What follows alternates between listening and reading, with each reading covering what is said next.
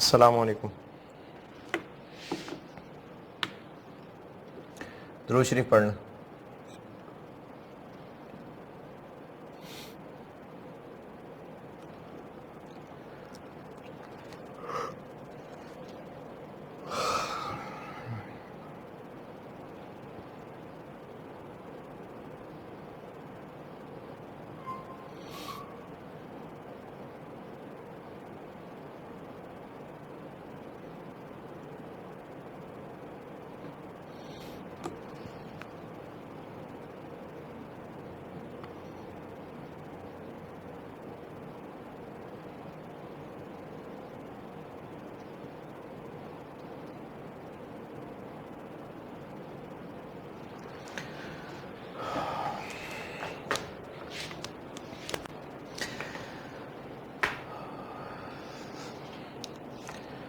ये जो next topic है ये एग्जाम पॉइंट ऑफ व्यू से बहुत ही ज़्यादा इंपॉर्टेंट है। लास्ट टाइम नहीं था लेकिन उससे पहले ये है, काफ़ी इंपॉर्टेंट है। IFRS 2 share based payments.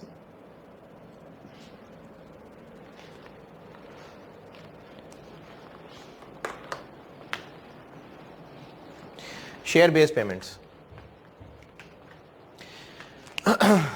Conceptual है, काफ़ी ज़्यादा, बहुत ज़्यादा मुश्किल नहीं है, लेकिन एक ये अच्छा है। थोड़ा सा टेक्निकल है लेकिन अगर आप इसको अच्छा समझ लें तो डूएबल है। कोशिश करता हूँ अपनी तरफ से। इसमें किसी दौर में डबल एंट्रीज टेस्ट होती थी, लेकिन अब एग्जामिनर का जो ज़्यादा फोकस है ना वो डिस्कशन पे है।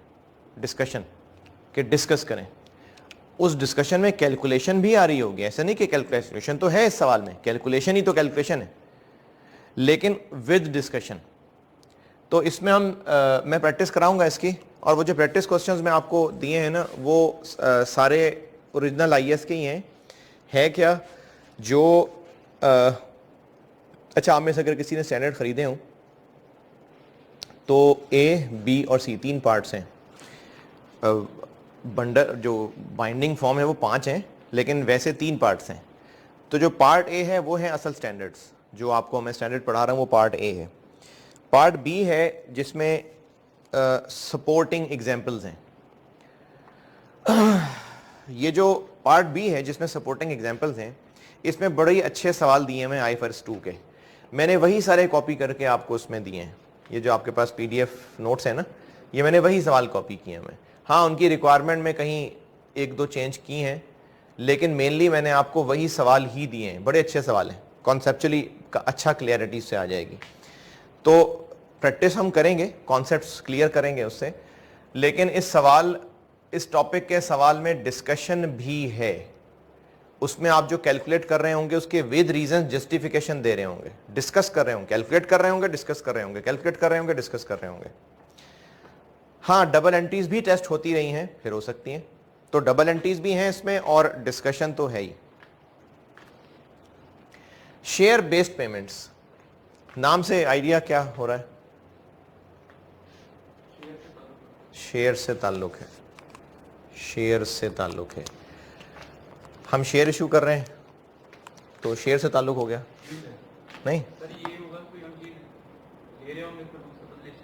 हाँ, हम लोग कुछ गुड्स या सर्विसेज खरीद रहे हैं और जिनसे ये गुड्स या सर्विसेज ले रहे हैं उनको प्राइस में कैश भी दे रहे हो सकता है और बदले में शेयर्स दे रहे हैं। एक होते हैं शेयर्स और एक होती हैं शेयर ऑप्शंस। शेयर ऑप्शन समझ लें क्या होती हैं।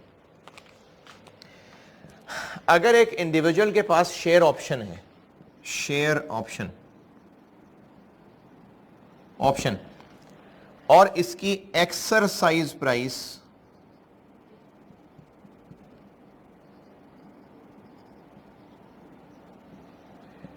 ₹40 है, कॉल ऑप्शन है, कॉल।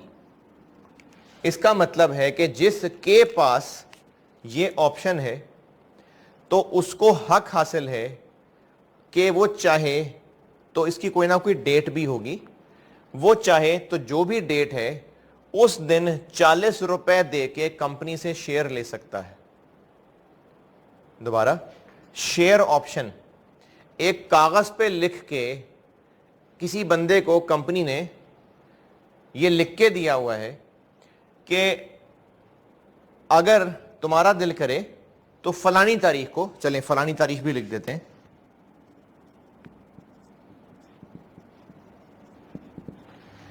फलानी तारीख को 15 अगस्त,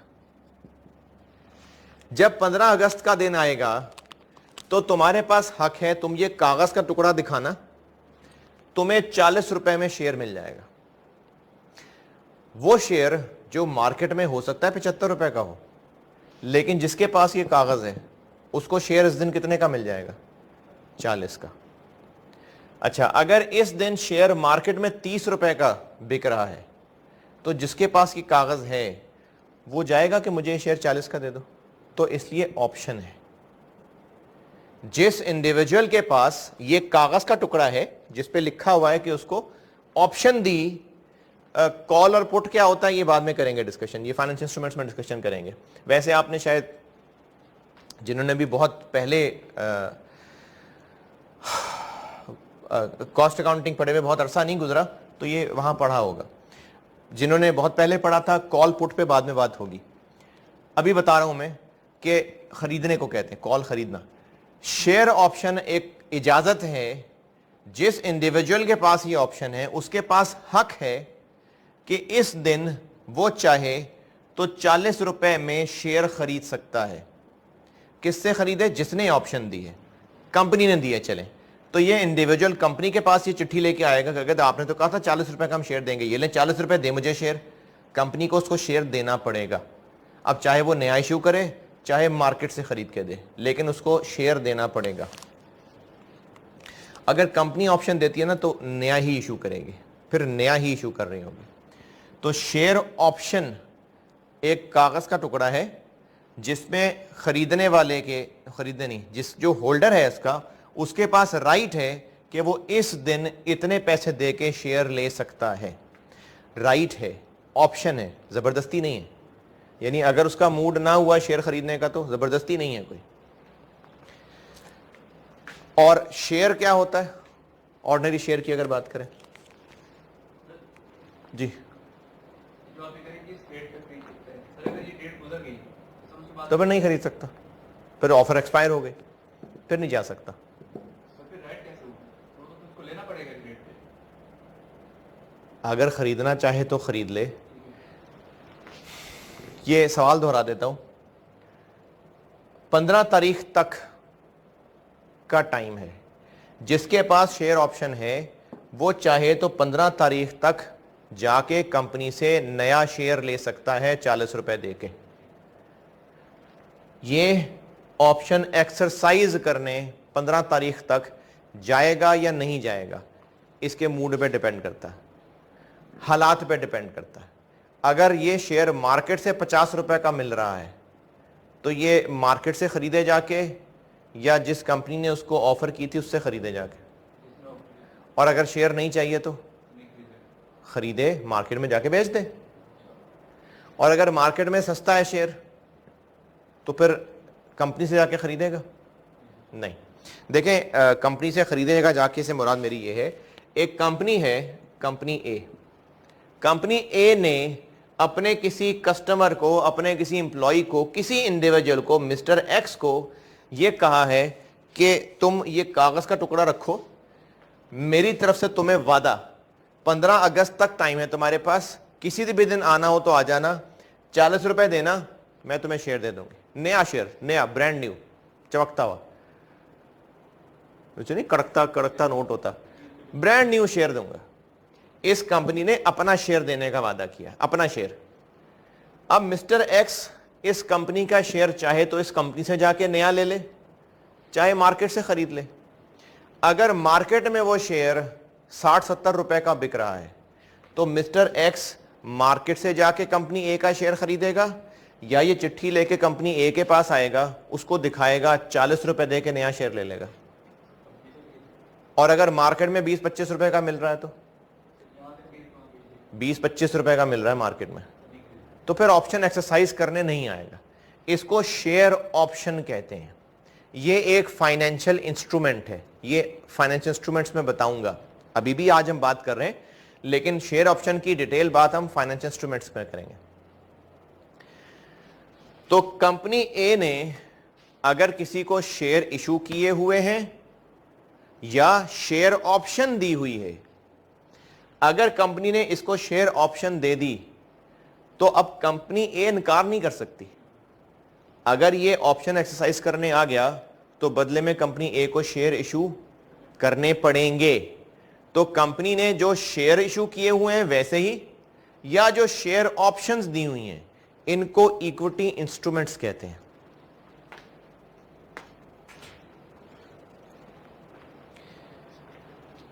शेयर्स ऑर्डिनरी की बात कर रहा हूं,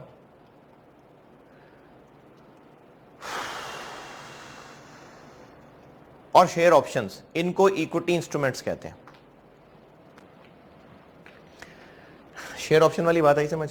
अच्छा हाँ, सवाल कुमैल का ये था कि अगर ये तारीख गुजर गई तो ये बंदा मिस्टर एक्स फिर भी कंपनी ए के पास आ सकता है शेयर खरीदने? तारीख गुजर गई, नहीं आ सकता। तो फिर राइट किस बात का? भाई राइट जब तक डेट नहीं गुजरी तब तक तो राइट है ना। अगर आपको कोई फ्री पास मिला हुआ कहीं जाने का तो आपके पास राइट है ना। अगर आपको किसी मैच देखने का फ्री पास मिला हुआ है तो जब तक वो मैच नहीं होता तब तक आपके पास राइट है ना। जब मैच हो जाएगा और आप नहीं जाएंगे तो चौथे दिन खाली स्टेडियम देखने चले जाए, मुझे अंदर जाने दो, वो मेरा राइट है। उस दिन तक ही राइट था ना, तो उस दिन तक राइट था। ये होती है शेयर ऑप्शन।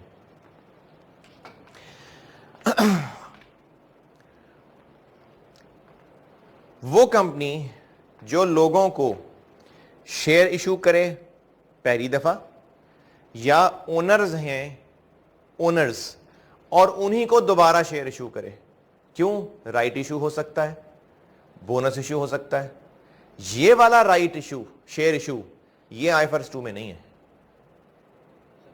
दोबारा, शेयर बेस्ड पेमेंट, लगता है हम शेयर इशू कर रहे हैं ना, कुछ शेयर से लिंक बात लग रही है। आईएफआरएस 2 ओनर्स को शेयर इशू करने के लिए नहीं बना है। जैसे कंपनी के पुराने शेयर होल्डर्स हैं, वो कहते हैं हमें और शेयर चाहिए, या कंपनी राइट इशू कर रही है, right issue existing share holder को और शेयर इशू करना। तो कंपनी अगर राइट शेयर इशू कर रही है तो बदले में कैश मिल रहा है ना कंपनी को, तो इस ट्रांजैक्शन के लिए नहीं आईएफआरएस 2। ये तो सादी सी शेयर इशू की ट्रांजैक्शन है। आईएफआरएस 2 उन ट्रांजैक्शंस के लिए बना है जिनको शेयर बेस्ड पेमेंट ट्रांजैक्शंस कहते हैं। अच्छा, अब ये शेयर बेस्ड पेमेंट ट्रांजैक्शंस क्या होती हैं? ऐसा कॉन्ट्रैक्ट जिसके नतीजे में गुड्स सर्विसेज मिल रही हैं और बदले में हम शेयर्स दे रहे हैं, या फिर कैश दे रहे हैं, जो कितना कैश देना है इसका ताल्लुक भी शेयर्स की प्राइस से। दोबारा सुने, ऐसी ट्रांजैक्शन, ऐसा कॉन्ट्रैक्ट जिसके नतीजे में हम सर्विस ले रहे हैं, कोई गुड खरीद रहे हैं, जैसे किसी से प्लांट खरीद रहे हैं, और जिससे प्लांट खरीद रहे हैं उसको कहते हैं कि प्लांट के बदले हम तुम्हें 20,000 शेयर दे देते हैं अपने। तो ये जो अरेंजमेंट है ये शेयर बेस्ड पेमेंट अरेंजमेंट है। इस अरेंजमेंट के तहत होने वाली जो ट्रांजैक्शन है इसको शेयर बेस्ड पेमेंट ट्रांजैक्शन कहते हैं।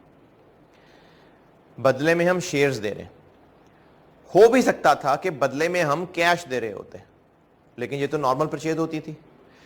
कैश तब आईएफआरएस 2 में आएगा अगर हम जिससे सर्विस ले रहे हैं, किसी से हम कंसल्टेंसी सर्विसेज ली हैं, हमने एक बिजनेस नया ब्रांच ओपन करनी थी, हमने किसी से फिजिबिलिटी बनवाई, कोई कंसल्टेंट था, उससे सारी फिजिबिलिटी बनवा के उसको कहा कि तुमने सर्विसेज दी हैं बहुत ज़बरदस्त, हम तुम्हारी इन सर्विसेज की कीमत नहीं चुका सकते, हम तुम्हें शेयर्स दे देते हैं।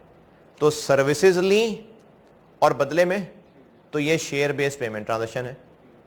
या फिर हम उसको कह रहे हैं कि तुमने चूंकि हमारी कंपनी को गाइड किया है कि हम शेयर्स इशू करें, मार्केट में फ्लोट करें, इन्वेस्टर हमारा वो इन्वेस्टमेंट एडवाइजर था, तो हम तुम्हें शेयर्स तो नहीं दे रहे, हम तुम्हें उतने पैसे देंगे जितने हमारे लेट से 20,000 शेयर्स की वर्थ बनती होगी। दे पैसे रहे, लेकिन पैसे की अमाउंट किस पे डिपेंडेंट है? शेयर्स की अमाउंट पे। तो ये शेयर बेस्ड पेमेंट ट्रांजैक्शन होती हैं, इनके लिए बना है IFRS 2। सर जो आप उसको पैसे देंगे वो शेयर की फेस वैल्यू पे देंगे या प्रीमियम? नहीं, फेस वैल्यू पे पैसे जो देने हो तो 10 रुपए होती है। पूछा सवाल ये है कि जो कैश देने हैं अगर, तो शेयर की फेस वैल्यू के बराबर कैश देना है। भाई फेस वैल्यू तो 10 रुपए ही है, तो फिर तो हमें पता है कितना कैश देना है।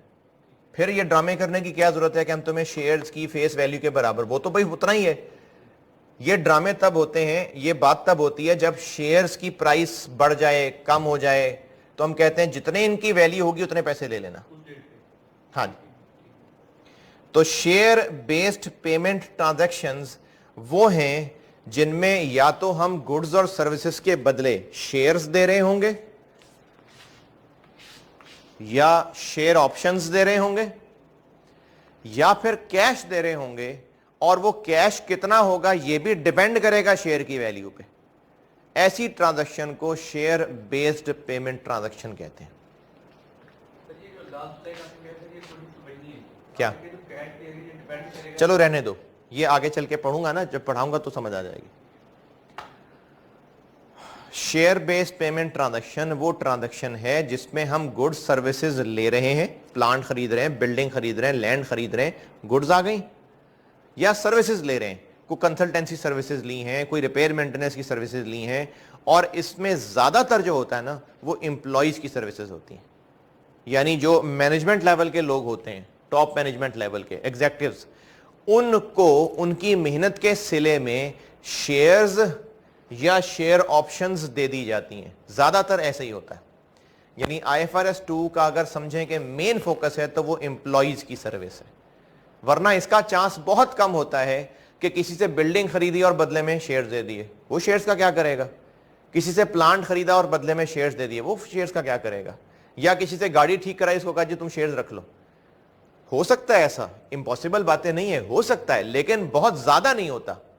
ज्यादातर जो कंपनी के एग्जेक्टिव्स होते हैं उनको शेयर्स या शेयर ऑप्शंस दी जा रही होती है। मैं बार बार बोलूंगा तो कोशिश करूंगा कि दोनों इकट्ठे बोला करूं, शेयर्स या शेयर ऑप्शंस।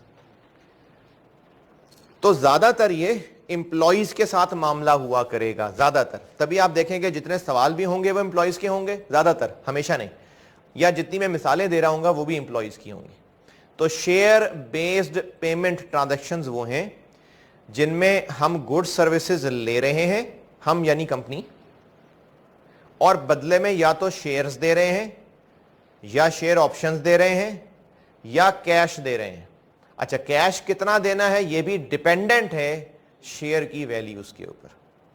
ये शेयर बेस्ड पेमेंट ट्रांजैक्शन होती है, और जिस कॉन्ट्रैक्ट के तहत ये ट्रांजैक्शन हो रही है वो शेयर बेस्ड पेमेंट अरेंजमेंट होता है। अच्छा, यहां पर बात रोक के कंसोलिडेशन की एक बात पुरानी बचपन की याद करते हैं।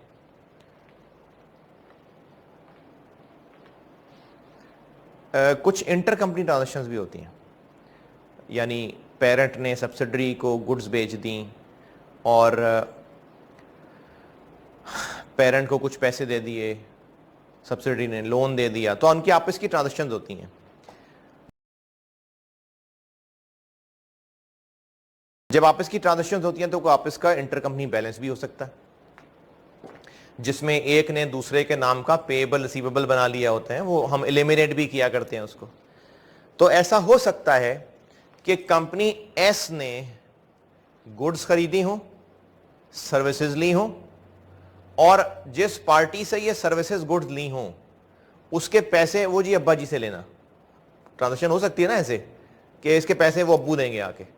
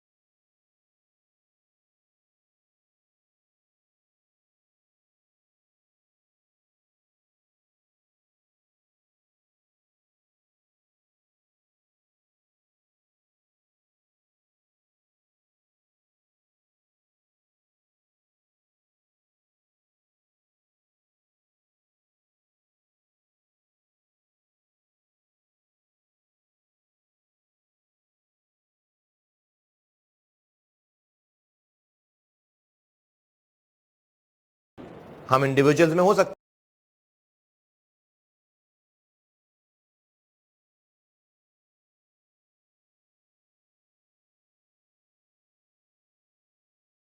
है ऐसे, तो कंपनी एस सर्विसेज ले और कहे पैसे अब्बू देंगे, तो उसके जो अब्बू पेरेंट कंपनी है वो बदले में उसको पैसे दे रहे हो क्या रहा है कि सर्विसेज खरीदी हैं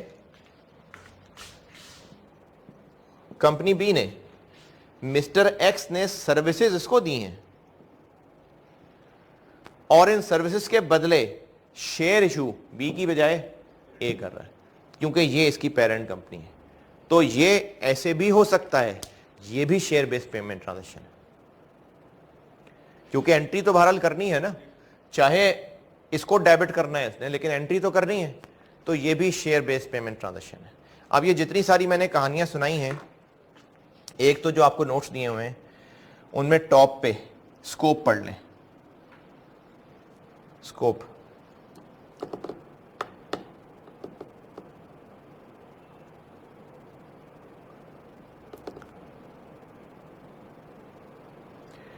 equity settled share based payment transaction क्या है, जिसमें हम लोग शेयर्स या शेयर ऑप्शंस दे रहे हैं, और cash settled share based payment transactions क्या है, जिसमें हम कैश दे रहे हैं। ये जो तीसरा पॉइंट लिखा हुआ है ना, ये भी हम पढ़ेंगे इंशाल्लाह अगली क्लास में। ये होते हैं कि जिसमें गुड्स या सर्विसेज जिस पार्टी से ले रहे हैं उसको ऑप्शन दे देते हैं कि चाहो तो कैश ले लो हमसे, चाहो हमसे शेयर ले लो, या इसका उलट भी हो सकता है, जिससे गुड सर्विसेज दे रहे हैं हम उसको कह रहे हैं कि जी हमारी मर्जी है, हमारा दिल किया तो कैश पकड़ा देंगे, हमारा दिल किया तो शेयर्स दे देंगे। तो ये होती हैं ट्रांजैक्शंस जिनमें चाहे कैश में पेमेंट हो जाए चाहे इक्विटी इंस्ट्रूमेंट्स में हो जाए। तो इन तीन तरह की ट्रांजैक्शंस के लिए IFRS 2 बना है, और ये ग्रुप एंटिटीज में ही जो मैं बात कर रहा था, ये जो डब्बे में लिखा हुआ है ये भी पढ़ लें, ये जो मैंने बात की थी अभी।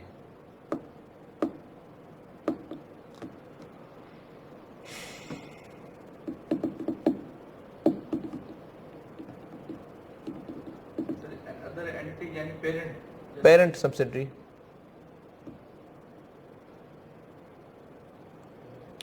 और ये स्टैंडर्ड नहीं बना अगर राइट इशू कर रहे हैं तो वो इस IS के तहत नहीं है।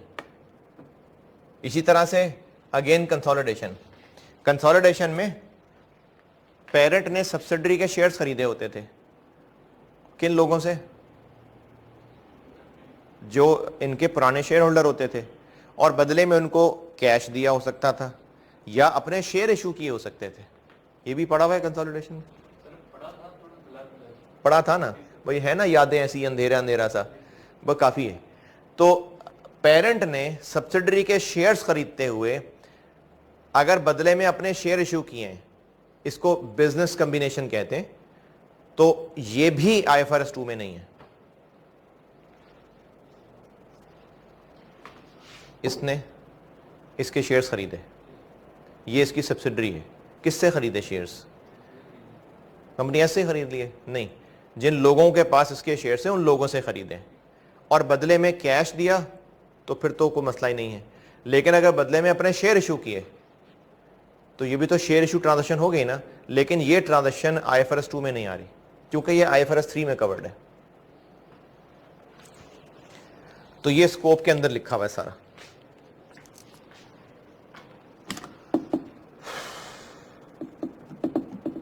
कंपनी ए ने कंपनी बी के लोगों को शेयर इशू किए, तो ये बिजनेस कॉम्बिनेशन हो गया जी, इसलिए ये इसमें नहीं आएगा, ये IFRS 3 में आएगा। तो इस IS की मोटी मोटी मिसालें आप यही याद रख लें कि हमने अपने एग्जीक्यूटिव्स जो टॉप के एम्प्लॉइज होते हैं उनकी सर्विसेज से खुश होके या तो शेयर इशू कर दिए या शेयर ऑप्शंस दे दी, या फिर कुछ वेंडर से कोई गुड्स खरीदे, कोई एसेट खरीदे, कोई सर्विसेज ली, कोई कंसल्टेंसी सर्विसेज ली और बदले में उनको शेयर इशू कर दिए। ये है IFRS 2।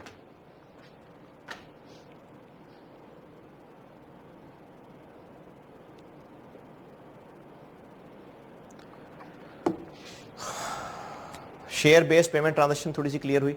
Share based transaction, share based payment transaction दोबारा सुन लें ऐसी ट्रांजैक्शन जिसमें गुड सर्विसेज रिसीव की जा रही हैं और बदले में या तो शेयर इशू हो रहे हैं या शेयर ऑप्शंस और या फिर कैश दिया जा रहा है, और कैश का ताल्लुक भी अमाउंट ऑफ शेयर से ही है। इसको शेयर बेस्ड ट्रांजैक्शंस कहते हैं। अगर कैश दिया जा रहा है तो इसको cash settled share based transaction कहते हैं, और अगर बदले में शेयर्स या शेयर ऑप्शन दी जा रही हैं तो इसको equity settled share based payment transaction कहते हैं। यह सारी कहानी पहले पेज पे लिखी हुई है, जल्दी से पढ़ें फिर आगे चलते हैं।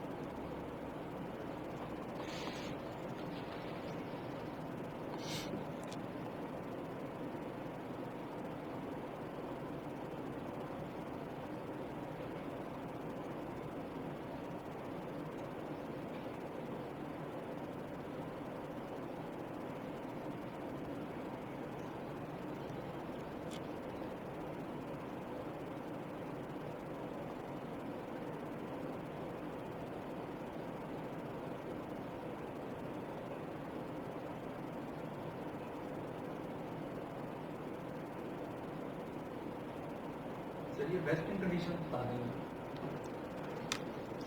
बताना है अभी।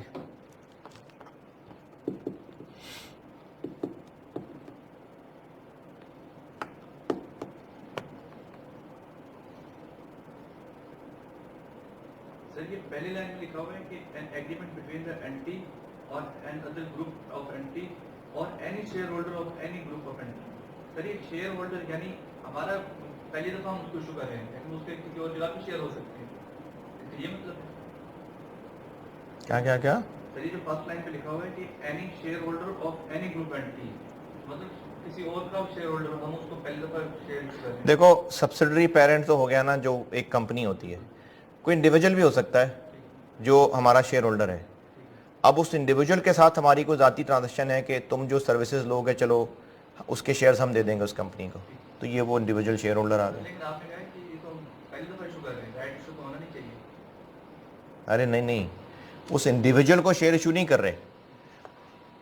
हमारी कंपनी का एक 15% का शेयर होल्डर है, 25% का शेयर होल्डर है, बहुत मेजर शेयर होल्डर है।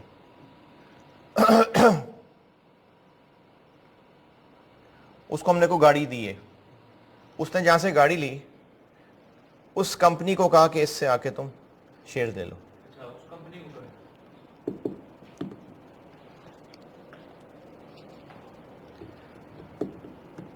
जल्दी पढ़े यार। शेयर बेस्ड पेमेंट अरेंजमेंट वो कॉन्ट्रैक्ट है जिसके तहत शेयर बेस्ड पेमेंट ट्रांजैक्शन होनी है। Share based payment transaction itself transaction है जिसमें हमें गुड सर्विसेज मिल रही हैं और बदले में हम शेयर ऑप्शन, इन दोनों को मिला के मैं क्या कह रहा हूं, शेयर या शेयर ऑप्शंस को इक्विटी इंस्ट्रूमेंट और या फिर कैश दे रहे हैं। ये शेयर बेस्ड पेमेंट ट्रांजैक्शन है। अगर इस ट्रांजैक्शन को सेटल मतलब पेमेंट करनी है तो शेयर या शेयर ऑप्शन देनी है तो वो इक्विटी सेटल्ड है, और अगर अमाउंट देनी है तो ये कैश सेटल्ड है। यहां तक हो गया आइडिया? चलें अब आगे चलते हैं।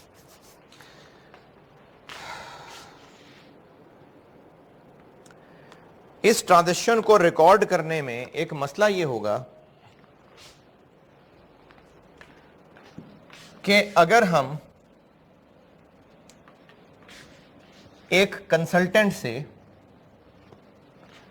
किसी प्रोजेक्ट की फाइनेंशियल फिजिबिलिटी बनवा रहे हैं और उस कंसल्टेंट को उसने फीस मांगी हमसे 1.5 मिलियन, और हम वो 1.5 मिलियन कैश दे रहे हैं, तो बड़ा आसान है इस ट्रांजैक्शन की अमाउंट जानना 1.5 मिलियन। क्यों? क्योंकि 1.5 मिलियन कैश दे रहे हैं। तो एक सादी सी ट्रांजैक्शन में अमाउंट जानने में बड़ी आसानी होती है। इसी तरह से हमने एक बिल्डिंग खरीदी और जिससे बिल्डिंग खरीदी उसको 20 मिलियन कैश चेक पे कर दिया। बिल्डिंग की कॉस्ट कितनी? 20 मिलियन। आसान है ना जाननी। लेकिन अगर हमने एक बिल्डिंग खरीदी और उसके बदले अपने 25,000 शेयर इशू कर दिए, अब यहां पर थोड़ी सी परेशानी आ जाएगी कि बिल्डिंग हमें कितनी कॉस्ट कर रही है। यहां थोड़ी सी मुश्किल आ जाएगी, थोड़ी सी, ज्यादा नहीं, थोड़ी सी। क्यों मुश्किल आ गई? क्योंकि हार्ड कैश दिया होता तो फिर तो हम बड़े आराम से जान लेते कि हमें बिल्डिंग 20 मिलियन की पड़ी है। लेकिन हम चूंकि अब कैश नहीं दे रहे, बदले में शेयर्स दे रहे हैं, बल्कि उससे भी और मुश्किल, एम्प्लॉई से हमने 2, 4, 5, 10 साल सर्विसेज ली और उसके बाद खुश होके उसको 500 शेयर ऑप्शंस दे दी। शेयर्स भी नहीं, शेयर ऑप्शंस। इनमें मजीद मसला आ जाएगा कि इस ट्रांजैक्शन की वैल्यू क्या है। तो इसके लिए असल में IFRS 2 बना है, क्योंकि इसमें वैल्यू लगाने में मुश्किल होती है। सबसे पहली चीज इसमें पढ़ते हैं रिकग्निशन, कि हम इस ट्रांजैक्शन को रिकॉर्ड कब करेंगे। या तो हम कोई टेंजिबल चीज ले रहे होंगे या सर्विसेज ले रहे होंगे। अगर टेंजिबल चीज ले रहे होंगे तो या तो वो एसेट होगी या कंज्यूमेबल आइटम होगी और एक्सपेंस होगा। तो हमें इस ट्रांजैक्शन को रिकॉर्ड करने के लिए अगर ये कोई टेंजिबल है और एसेट है तो एसेट डेबिट करना होगा, और अगर ये ट्रांजैक्शन कोई सर्विस की है तो वो एसेट नहीं, वो एक्सपेंस होगा। बिल्डिंग खरीद रहे हैं तो एसेट है, इंप्लॉय से सर्विसेज ले रहे हैं तो एक्सपेंस, सर्विसेज हैं, एक्सपेंस है। अगर हम कोई कंसल्टेंसी ले रहे हैं तो सर्विसेज हैं, एक्सपेंस है। क्रेडिट क्या होगा?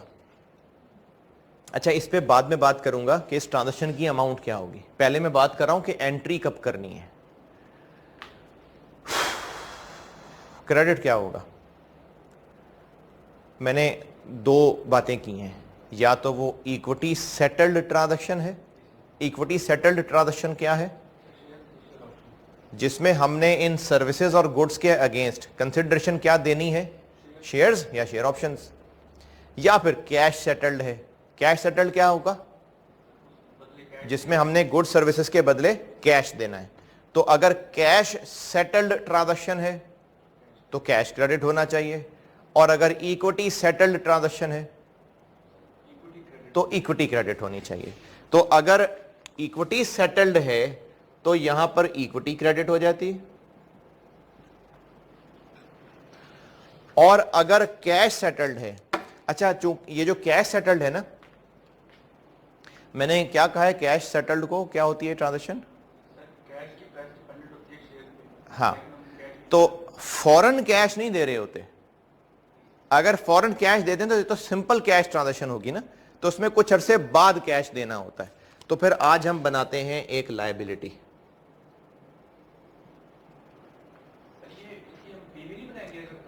वैल्यूएशन पे बाद में, वैल्यू बाद में, कि इनकी वैल्यू क्या रखनी है, इस पे बाद में कर रहे हैं बात अभी आगे। एसेट या एक्सपेंस डेबिट, अगर टेंजिबल चीज मिली है वो एसेट है तो एसेट डेबिट, अगर सर्विस है तो एक्सपेंस डेबिट। अगर ये ट्रांजैक्शन इक्विटी सेटल्ड है तो इक्विटी, और अगर कैश सेटल्ड है तो लायबिलिटी। कैश क्रेडिट क्यों नहीं? क्योंकि कैश सेटल्ड ट्रांजैक्शन में फॉरेन कैश पे नहीं हो रहा होता, कुछ अरसे बाद पे होना होता है। और ये ट्रांजैक्शन किस दिन रिकॉर्ड की जाएगी? चलें इधर देने, किस दिन रिकॉर्ड किया जाएगा? जब हमें मिलेगा। गुड्स रिसीव हो जाएंगे, एंट्री कर लेंगे, सर्विसेज रिसीव हो जाएंगे, एंट्री कर लेंगे। तो ये पेज 2 के टॉप पे ये रिकग्निशन पढ़ लें। एग्जाम नोट वाली बात अभी रहने दीजिएगा, बस ऊपर जो लिखा है वो पढ़ लें।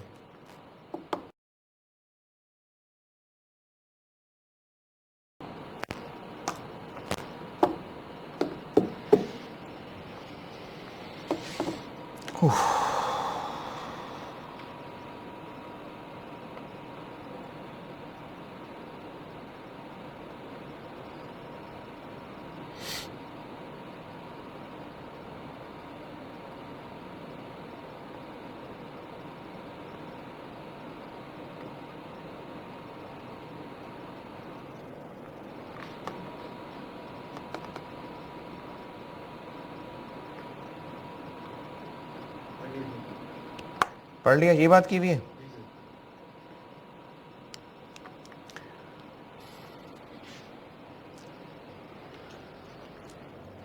इक्विटी इंस्ट्रूमेंट ग्रांटेड, एक टर्म है इक्विटी इंस्ट्रूमेंट ग्रांटेड।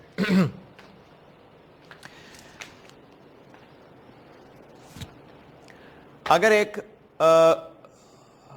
गवर्नमेंट का कोई रिप्रेजेंटेटिव, कोई वजीर किसी फंक्शन में ऐलान करता है कि आप जितने स्टूडेंट्स बैठे हैं हमने आपको लैपटॉप्स दिए, हमने आपको लैपटॉप्स दिए, तो वो लैपटॉप उठा उठा के मुंह पे मार रहा होगा, मतलब हाथ में लैपटॉप होंगे, ये लो पकड़ो, हाथ में तो लैपटॉप नहीं होंगे ना। तो अगर वजीर साहब कह रहे हैं हमने आपको लैपटॉप दिए, तो लैपटॉप कब मिलेंगे, कैसे मिलेंगे? कोई प्रोसीजर होगा इसका। हो सकता है उस तकरीर में वो कोई कागज साइन करके दें कि जो बच्चे जिनके इतने % मार्क्स हैं वो हमसे ये कागज ले लें, सर्टिफिकेट ले लें, लेटर ले लें, और फलाने ऑफिस में उस दिन आना, और उस दिन आके फिर तुम्हें ये कागज दिखा के लैपटॉप मिल जाएगा। तो जब उन्होंने कहा कि आपको हमने लैपटॉप दिए, तो फिजिकल लैपटॉप नहीं दिए, एक इजाजत दी है, एक हक दिया है, और ज्यादा बेहतर है कि कागज लिख के दिया होगा, और फिर उसका एक प्रोसीजर होगा। अब जिसके पास वो कागज होगा उसको हक मिल गया। क्या हक? कि जाके कागज दिखाए और लैपटॉप ले ले। तो इसी तरह से कंपनी ने अगर किसी इंडिविजुअल को या अगली किसी एंटिटी को एक कागज दिया कि हमने आपको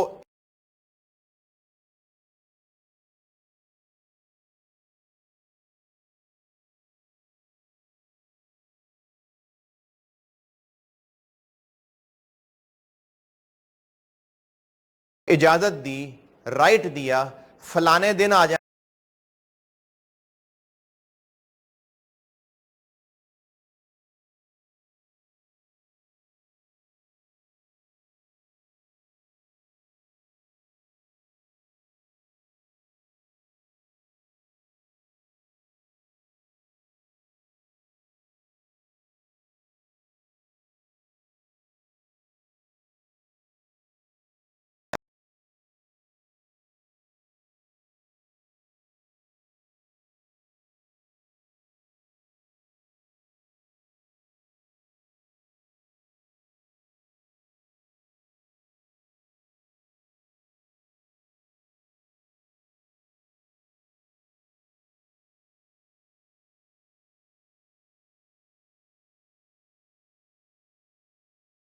ना, और हमसे शेयर्स ले जाना। तो ये जो राइट दिया है ना, इसको इक्विटी इंस्ट्रूमेंट ग्रांटेड कहते हैं। दोबारा सुने, अगर तो एसी खरीदा और उसी वक्त 200 शेयर पकड़ा दिए, तो ये तो शेयर ही इशू हो गए, ये हमने इक्विटी इंस्ट्रूमेंट ही दे दिया।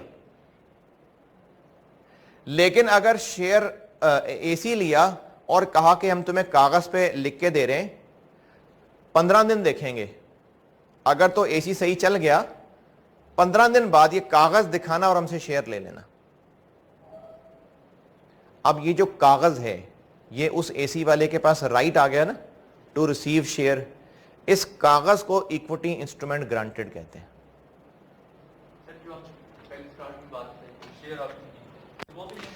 शेयर ऑप्शन तो बताते खुद इक्विटी इंस्ट्रूमेंट है, वो इक्विटी इंस्ट्रूमेंट है।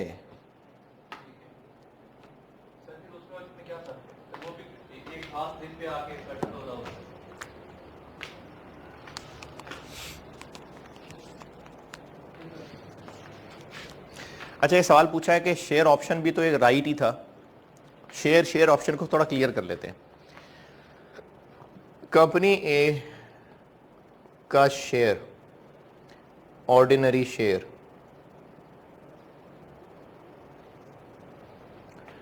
जिसके पास ये शेयर होगा वो कंपनी की इक्विटी का मालिक बन गया। कंपनी ए इसको निकाल सकते हैं, निकलो तुम आज से मालिक नहीं हो, नहीं, ये लीगल ओनर है कंपनी ए का, इसका कंपनी ए पे हक है। कल को जब कंपनी ए बंद होगी, जो भी नेट बचा लायबिलिटीज देने के बाद किसका होगा? वो इस शेयर होल्डर का होगा ना। तो वो शेयर होल्डर जिसके पास ये शेयर है वो कंपनी ए के नेट एसेट्स का मालिक है। एक है शेयर ऑप्शन।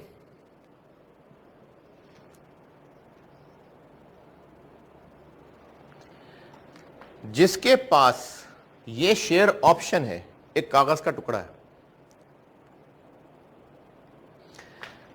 कंपनी ने उसको कहा है कि ये कागज का टुकड़ा लिख के दिया है कि जब जो डेट एग्री हुई है उस डेट तक जब तुम्हारा दिल करे तुम आना, इतने पैसे देना और तुम्हें शेयर मिल जाएगा। तो जिसके पास शेयर ऑप्शन है काफी चांसेस हैं कि वो ये शेयर होल्डर बन जाएगा। जिसके पास शेयर ऑप्शन मौजूद हैं इसने उसको लीगल राइट दिया हुआ। इन दोनों को इक्विटी इंस्ट्रूमेंट्स कहते हैं।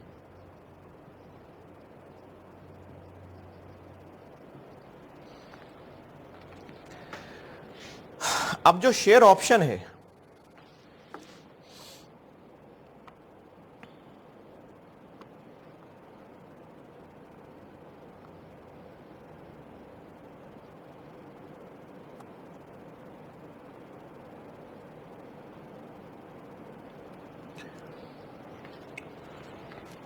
इन दोनों को इक्विटी इंस्ट्रूमेंट्स कहते हैं।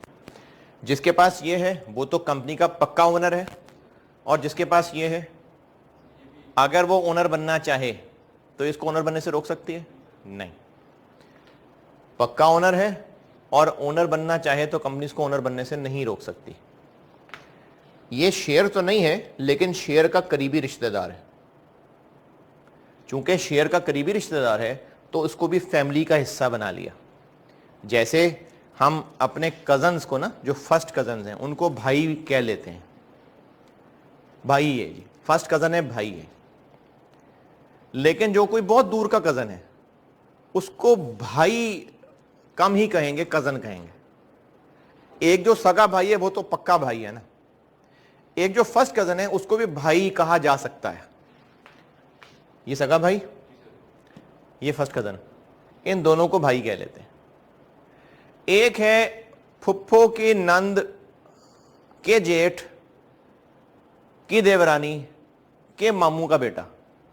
अब वो रिश्तेदार तो बन रहा है लेकिन उसको भाई नहीं कह रहे होंगे, कजन कह रहे होंगे, क्योंकि वो ज्यादा दूर का हो गया। तो ये जो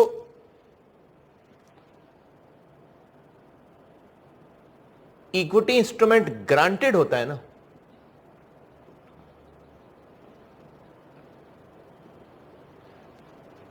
ये पर्ची होती है कि तुम फलाने ऑफिस जाना, पर्ची दिखाना, तुम्हें शेयर ऑप्शन मिल जाएगी। यानी इसको तो भी शेयर ऑप्शन भी नहीं दी हुई। ये और दूर हो गई बात। और अभी आगे चल के पढ़ेंगे, इसमें शर्तें भी होती हैं, इसमें शर्तें भी इन्वॉल्व होती हैं।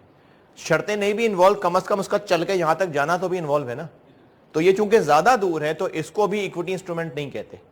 इस इजाजत को, इस राइट को इक्विटी इंस्ट्रूमेंट ग्रांटेड कहते हैं। अरे चल के आगे तो मैं वैसी मिसाल दे रहा हूं ना। असल में इसमें ना कुछ कंडीशन इन्वॉल्व होती हैं। नॉर्मली कुछ कंडीशन इन्वॉल्व होती हैं। अगर कंडीशन इन्वॉल्व ना होती तो सीधी सीधी शेयर ऑप्शन पकड़ा देते, सीधा सीधा शेयर ही दे देते। ये कागज तब दे रहे होते हैं जब कुछ कंडीशन इन्वॉल्व होती हैं। जी अभी आगे चल के पढ़ रहे हो।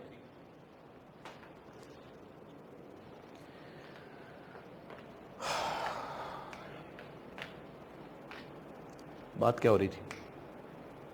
हाँ, मैं बता रहा था रिकग्निशन के एसेट या एक्सपेंस डेबिट कब कर देंगे? जब गुड्स या सर्विस मिल जाएंगी। और अगर कैश सेटल्ड है तो लायबिलिटी क्रेडिट हो जाएगी, और अगर इक्विटी सेटल्ड है तो इक्विटी क्रेडिट हो जाएगी। IFRS 2 में ना जहां जहां भी जिक्र हुआ है, बस ये जिक्र हुआ है कि इक्विटी क्रेडिट कर देंगे। इक्विटी, बस इक्विटी का नाम इस्तेमाल हो रहा है। इक्विटी का कौन सा टी अकाउंट, इसके बारे में जिक्र नहीं किया, बस इक्विटी कहा हुआ है। तो इसमें अगर आपसे डबल एंट्री पूछी जाए, आप भी वर्ड इक्विटी लिख दें, काफी है। क्योंकि IFRS 2 ने जो नहीं कहा, दोनों क्या, इक्विटी में तो 10-15 चीजें आ जाती है ना। ये भी हम लोग एंट्री करते हुए अगर इक्विटी इंस्ट्रूमेंट ग्रांटेड का नाम इस्तेमाल कर लेते हैं, वो भी है इक्विटी, कवर ये भी इक्विटी के अंदर होगा, लेकिन ये इक्विटी इंस्ट्रूमेंट नहीं कहला रहा अभी। इक्विटी इंस्ट्रूमेंट ग्रांटेड है, लेकिन बैलेंस शीट में अभी ये इक्विटी ही कंसिडर होगा।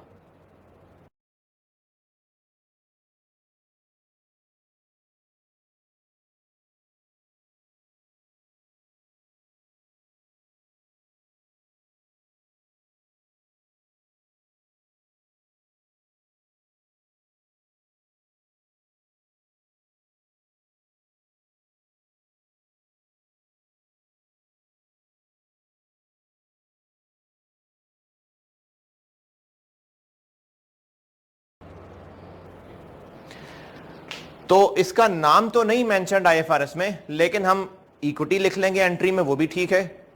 इक्विटी इंस्ट्रूमेंट ग्रांटेड का नाम लिख लेंगे, ये भी चल जाएगा। हां, जब शेयर वाकई इशू हो गया होगा तो फिर शेयर कैपिटल का नाम यूज करेंगे। जब शेयर ऑप्शन कागज का टुकड़ा दे दिया होगा तो फिर शेयर ऑप्शन का नाम यूज कर रहे होंगे। लेकिन जब तक ये दोनों नहीं इशू किए, बस वैसे ही ऐलान किया है कि आपको मिल गए, जिसको मैंने इक्विटी इंस्ट्रूमेंट ग्रांटेड कहा, तो इसको भी हम लोग डेबिट क्रेडिट कर रहे होंगे, तो इसके लिए इक्विटी इंस्ट्रूमेंट ग्रांटेड का वर्ड यूज कर लेते हैं। क्वेश्चंस पे आएंगे बाद में। ये रिकग्निशन से आगे बढ़े। रिकग्निशन पढ़ ली, ये बाकी दोनों चीजें भी पढ़ लें डब्बे। इक्विटी इंस्ट्रूमेंट ग्रांटेड भी बता दिया मैंने, और एग्जाम नोट ये भी बता दिया मैंने।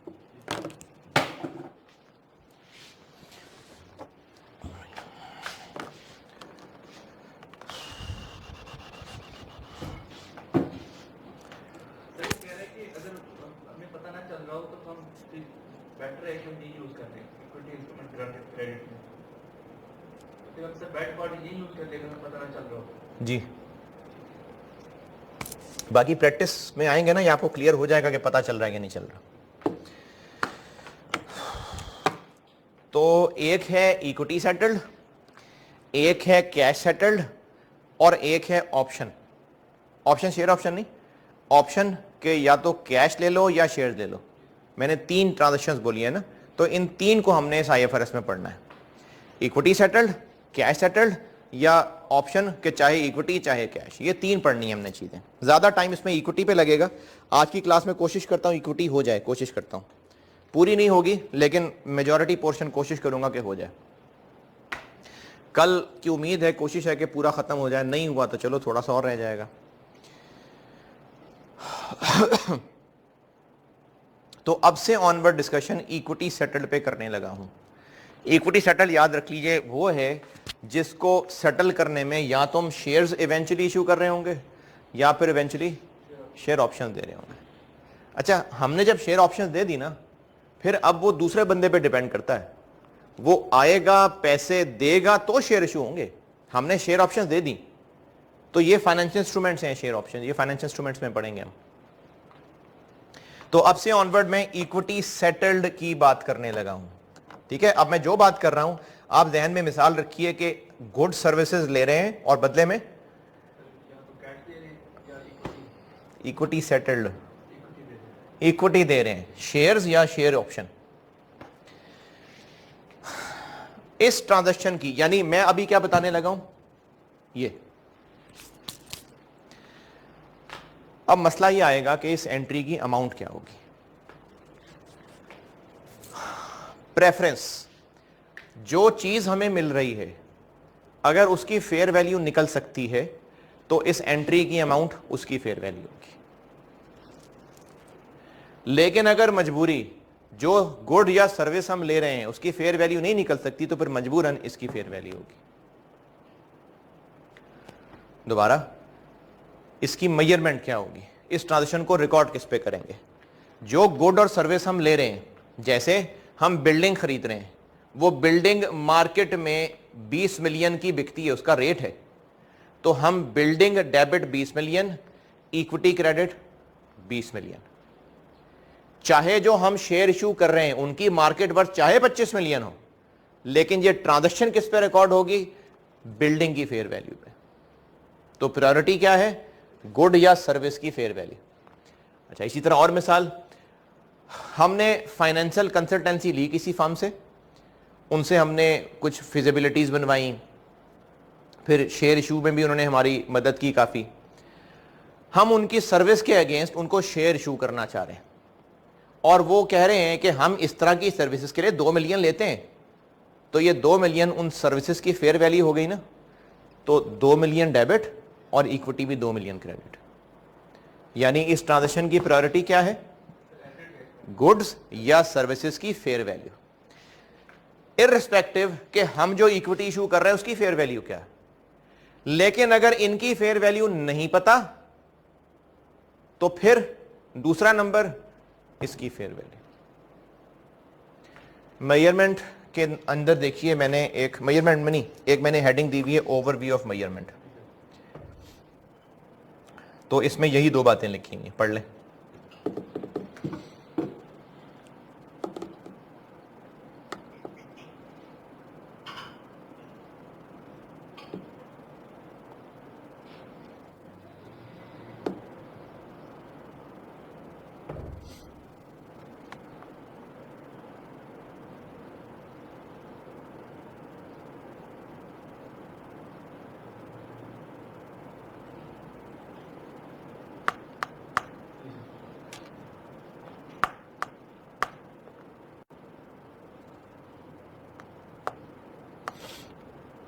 ओके, सर हमारी फर्स्ट प्रायोरिटी एसेट या सर्विसेज होंगी, उनकी फेयर वैल्यू जी। अगर इनकी फेयर वैल्यू नहीं पता चल सकती तो फिर इक्विटी इंस्ट्रूमेंट ग्रांटेड की फेयर वैल्यू। और ये कब होगा कि फेयर वैल्यू नहीं पता चल रही होगी? ये मोस्टली एम्प्लॉयज के केस में ही होगा। एम्प्लॉयज के केस में क्या मुराद है? हमने अपने मैनेजर को, जो कि 5 साल से हमारे यहाँ काम कर रहा है, उसको कहा कि तुमने बहुत मेहनत की है, हम इसकी कीमत तो नहीं लगा सकते, लेकिन चलो हम तुम्हें 500 शेयर्स कंपनी के दे रहे हैं, है तुम्हारी पास्ट सर्विस का इनाम, हम तुम्हें 500 शेयर्स दे रहे हैं। तो इसकी इस 5 साल की सर्विस की फेयर वैल्यू क्या है? नहीं पता चल सकती ना, तो फिर सर्विसेज की फेयर वैल्यू नहीं पता चल सकती, तो मजबूरन इस ट्रांजैक्शन को किस पे रिकॉर्ड करना पड़ेगा? जो हम इक्विटी इंस्ट्रूमेंट दे रहे हैं उनकी फेयर वैल्यू पे।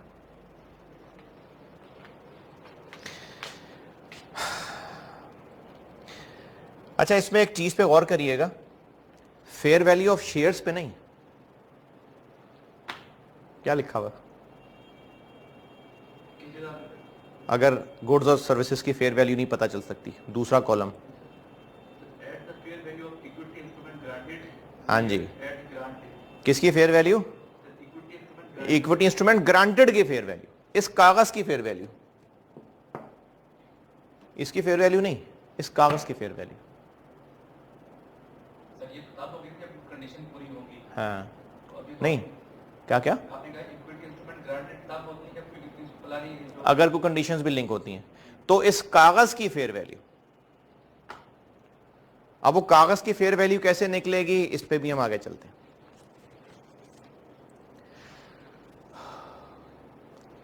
ये भी हो सकता है कि हम सर्विस के अगेंस्ट फॉरेन शेयर इशू करते हैं, ये भी हो सकता है, तो फिर शेयर्स की फेयर वैल्यू आ जाएगी। अगर हमें ऐलान करने में और एक्चुअल शेयर इशू करने में कुछ टाइम लगेगा ना, तो फिर इसकी हैसियत है।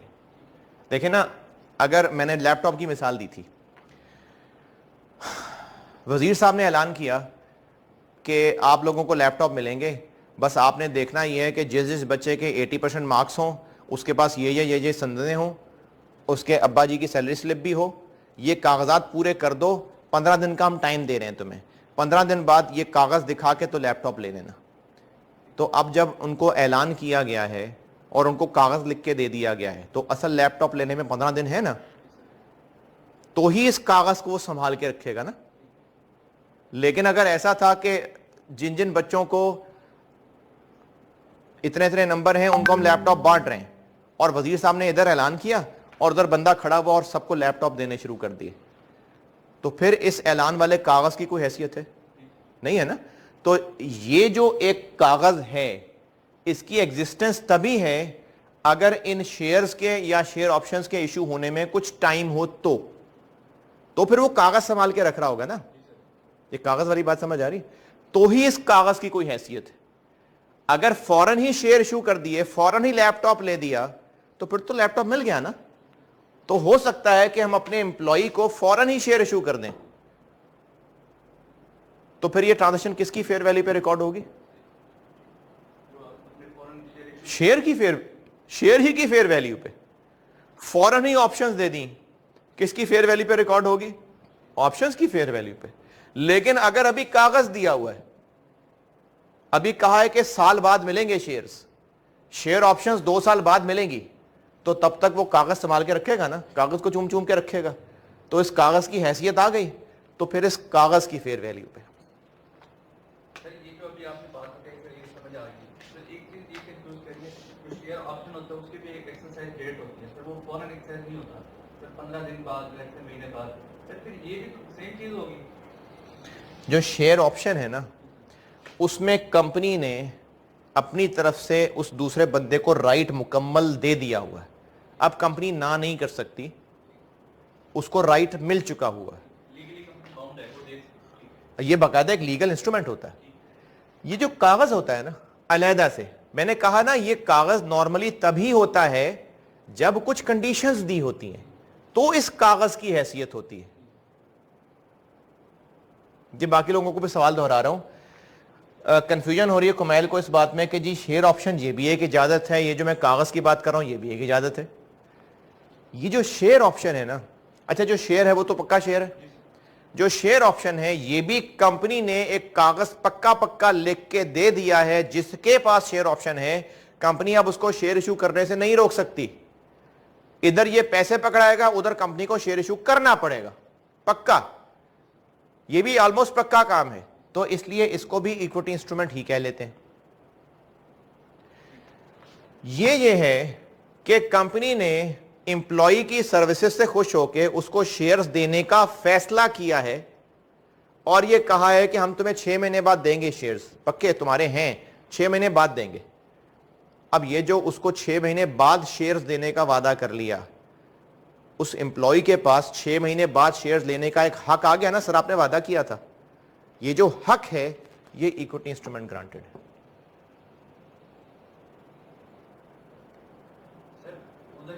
इधर पैसे कब मिले, इधर शेयर्स कब मिलेंगे? 6 महीने बाद, उससे पहले नहीं मिलेंगे, 6 महीने बाद मिलेंगे। और हो सकता है वो 6 और साथ ना कुछ और भी चीजें होंगी कि 6 महीने तक तो एम्प्लॉय रहोगे हमारे। शर्तें आ गई ना, इसमें कोई शर्त नहीं है, पैसे दे शेयर मिल जाएंगे। ये पक्का शेयर बनने वाला है, इसमें इफ्स एंड बट्स इन्वॉल्व हैं, ये ज्यादा दूर का कजन है। इसमें शर्तें इन्वॉल्व होती हैं, अगर वो सारी पूरी होंगी फिर शेयर मिलेगा। तो फिर इस कागज की हैसियत हो गई। तो ये है इक्विटी इंस्ट्रूमेंट ग्रांटेड की फेयर वैल्यू। लेकिन मैंने कहा कि अगर फौरन शेयर दे देते फिर मसला नहीं है, फिर तो शेयर ही की फेयर वैल्यू पे ट्रांजैक्शन रिकॉर्ड हो जाएगी। अगर फौरन ऑप्शन मिल गई फिर तो शेयर ऑप्शंस की फेयर वैल्यू पे ट्रांजैक्शन रिकॉर्ड हो जाएगी। लेकिन अगर अभी ये दोनों मिले नहीं हैं, अभी सिर्फ कागज पे लिख के दिया है कि फलानी फलानी शर्तें पूरी होंगी तो शेयर तुम्हारा, अब वो जो कागज है वो इक्विटी इंस्ट्रूमेंट ग्रांटेड है, इसकी फेयर वैल्यू पे ये ट्रांजैक्शन रिकॉर्ड हो। ठीक है, ये बात ठीक है। अच्छा ये भी हो सकता है कि कागज पे लिखा हो कि पक्की बात है शेयर तुम्हारा ही है, अभी 5 मिनट आके कागज दिखा के शेयर ले लेना। शेयर ऑप्शन नहीं, उसको कागज दिया है और कहा है तुम इनाम में जीत चुके हो, तुमने सर्विस दी, हम तुमसे बहुत खुश हैं, हम तुम्हें 500 शेयर्स दे रहे हैं, बस अभी ऑफिस बंद हो गया है, कोई लीगल फॉर्मेलिटीज होती हैं, ये कागज रखो संभाल के, परसों तुम्हें शेयर मिल जाएगा, कल मिल जाएगा, कोई शर्त नहीं है, तुम बहुत अच्छे एम्प्लॉय हो, कोई शर्तें नहीं लगा रहे हो, बस कागज ले आना ऑफिस, तुम्हें शेयर्स मिल जाएंगे। तो ये अगेन इक्विटी इंस्ट्रूमेंट ग्रांटेड है, कागज संभाल के रखेगा ना। अनकंडीशनल राइट है कि कंडीशनल है? तो ये भी इक्विटी इंस्ट्रूमेंट ग्रांटेड है।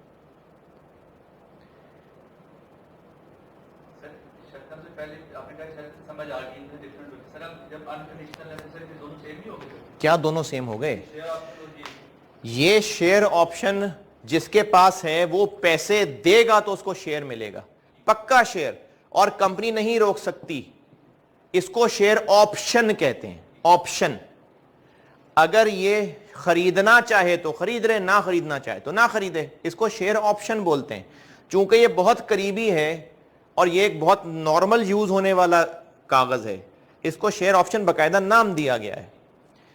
ये जो कागज है ना, ये एक टेम्परेरी चीज होती है। देखो, ये जिसको शेयर ऑप्शन दी है ना, शेयर ऑप्शंस बाकायदा एक इंस्ट्रूमेंट है जो मार्केट में बेचे खरीदे भी जाते हैं। ये फाइनेंशियल इंस्ट्रूमेंट्स में पढ़ेंगे हम लोग, डेरिवेटिव होता है ये, इसकी बाकायदा हैसियत है। चूंकि ये शेयर बन जाएगा कल को पैसे देके, तो उसको शेयर ऑप्शन कहते हैं। इसको इक्विटी इंस्ट्रूमेंट का दर्जा मिल गया।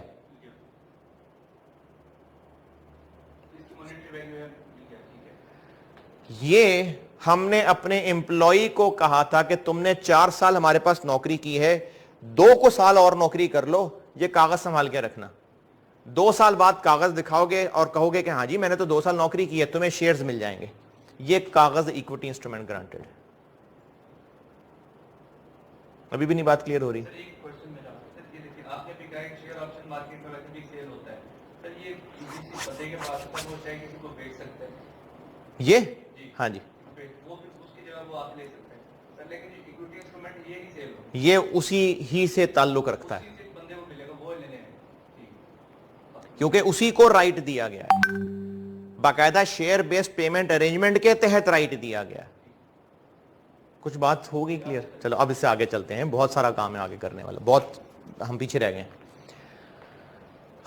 तो इक्विटी सेटल ट्रांजैक्शन किस अमाउंट में मेजर होगी? प्रेफरेबली इसकी फेयर वैल्यू, और अगर इसकी फेयर वैल्यू नहीं पता तो इक्विटी इंस्ट्रूमेंट ग्रांटेड की fair value. Foreign share issue हो गए हैं तो शेयर्स की fair value, foreign share option दे दिया तो शेयर ऑप्शन की फेयर वैल्यू, और अगर कागज लिख के दिया है तो कागज की फेयर वैल्यू। अब ये कागज की फेयर वैल्यू कैसे लगनी है, ये अभी थोड़ी देर बाद देखते हैं। ये मैंने ये जो ओवरव्यू ऑफ मेजरमेंट है ये बता दिया। नहीं नहीं, ये जो ऊपर टेबल बना हुआ, ठीक है। अच्छा, इसके बाद एक डब्बा बना है जिसमें फेयर वैल्यू लिखा हुआ, ये भी पढ़ के देख लें या ना पढ़े, खैर है। ये फेयर वैल्यू को डिफाइन किया हुआ है, और ये जो फेयर वैल्यू की डेफिनेशन है ये सिर्फ IFRS 2 के लिए। हमने एक IAS पढ़ना है IFRS 13, उसमें यह सिखाया जाएगा कि फेयर वैल्यू कैसे निकालते हैं। वो तरीके इस पे नहीं लगेंगे। IFRS 2 के मुताबिक फेयर वैल्यू क्या है, जो IFRS 2 में लिखा हुआ है वो ये डब्बे के अंदर लिखा हुआ है, पढ़ लेना। अगला डब्बा है ग्रांट डेट। ये ग्रांट डेट समझ लें।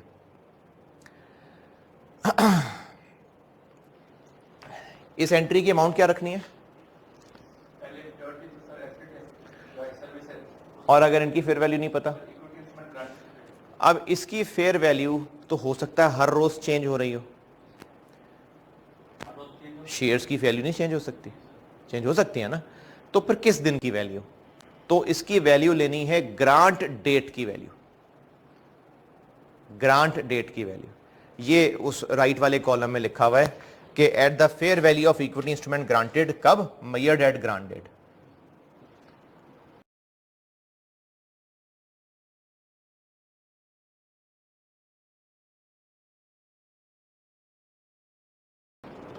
अच्छा, अब ये ग्रांट डेट क्या होती है, ये अगला डब्बा बना हुआ है,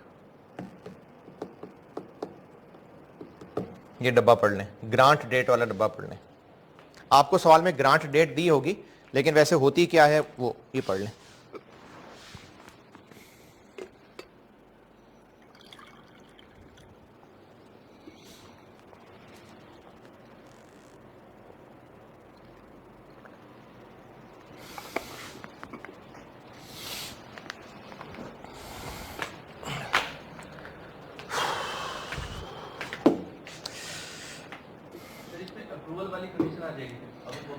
हाँ जी, तो फिर अप्रूव होगी तो ग्रांट डेट है,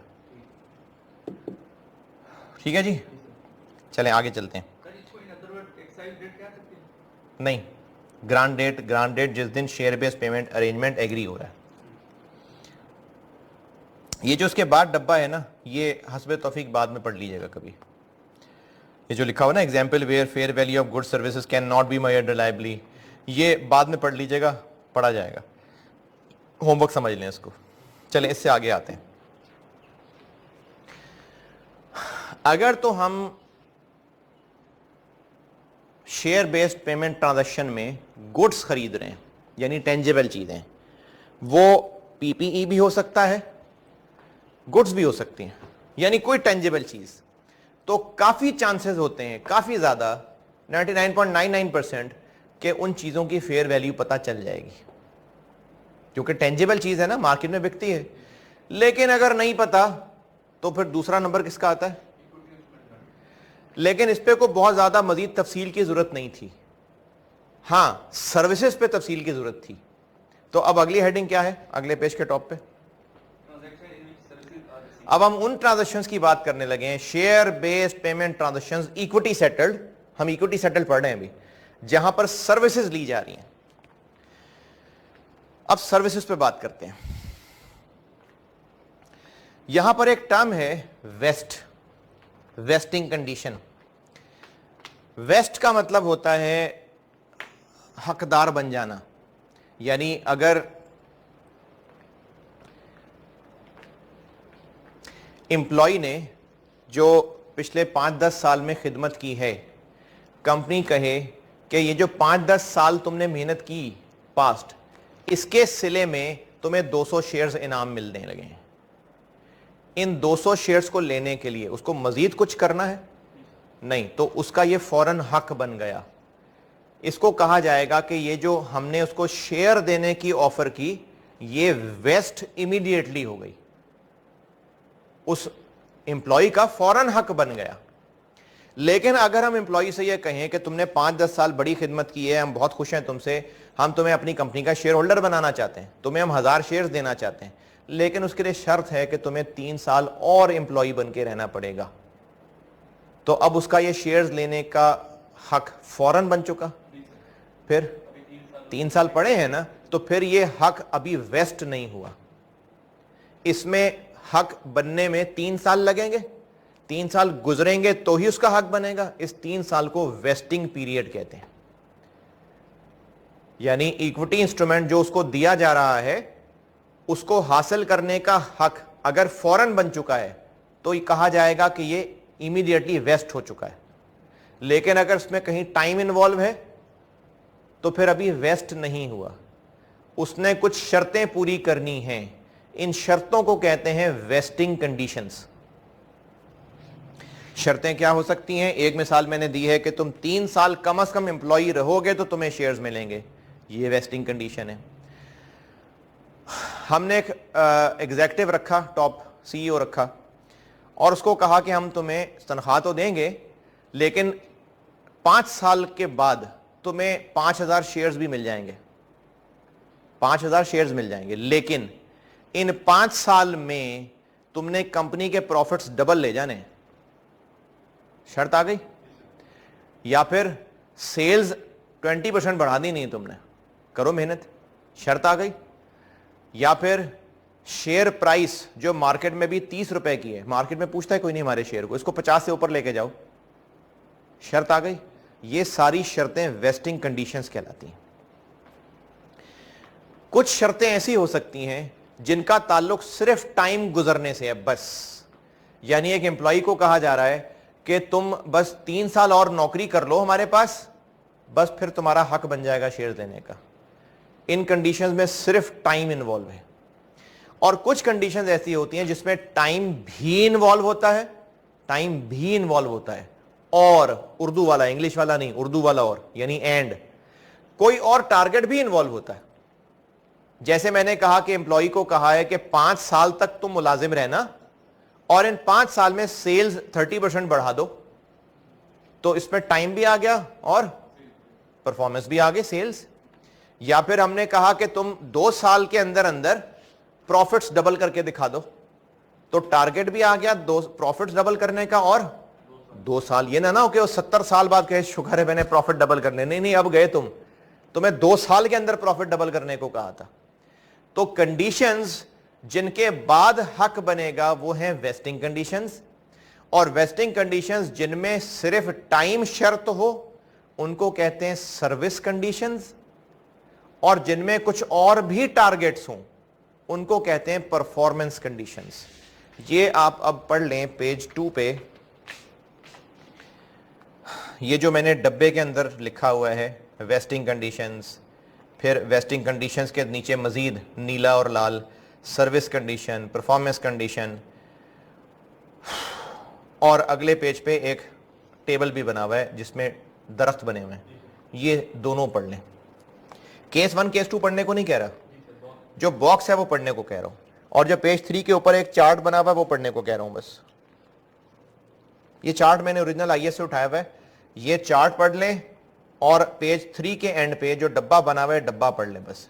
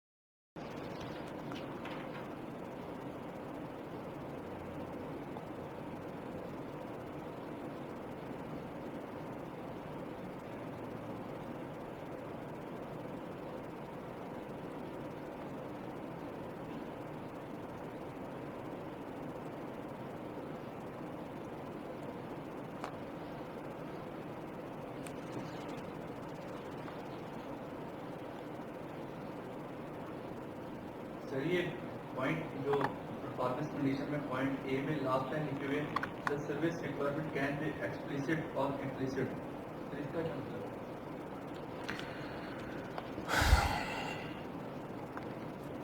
कौन सा point? Sir service performance condition में पॉइंट ए का last paragraph last word the service requirement can be explicit और इम्प्लिसिट। देखो ना, मैंने कहा है कि 3 साल में प्रॉफिट्स डबल कर दो। अब वो 3 साल तक एम्प्लॉई रहेगा तो प्रॉफिट डबल होगा ना। तो अब मैं कह प्रॉफिट डबल करने का रहा हूं, लेकिन अंडरस्टूड है कि मैं कह रहा हूं कि जी 3 साल में तुमने नौकरी भी करनी है। अब वो इम्प्लिसिट है कि नौकरी करनी है। एक होता कि मैं कहता तुमने 5 साल एम्प्लॉई भी रहना है और प्रॉफिट भी डबल करने हैं, तो एक्सप्लिसिटली कह दिया कि 5 साल नौकर रहना है। दूसरा कि 3 साल में सेल्स डबल कर दो बस। अब 3 साल नौकर रहेगा तो सेल्स डबल होंगी ना।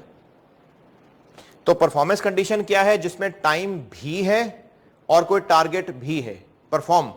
और सर्विस कंडीशन क्या है? जिसमें सिर्फ टाइम इन्वॉल्व। ठीक है, चलें अब इस टेबल से ऊपर आते हैं। इस टेबल से ऊपर ये हम बात कर रहे हैं सर्विस की ना एक्सपेंस। कॉन्सेप्चुअली एक्सपेंस कब डेबिट होना चाहिए? जनरल बात पूछ रहा हूं, सर्विस के अगेंस्ट, जब सर्विस रेंडर हो जाए।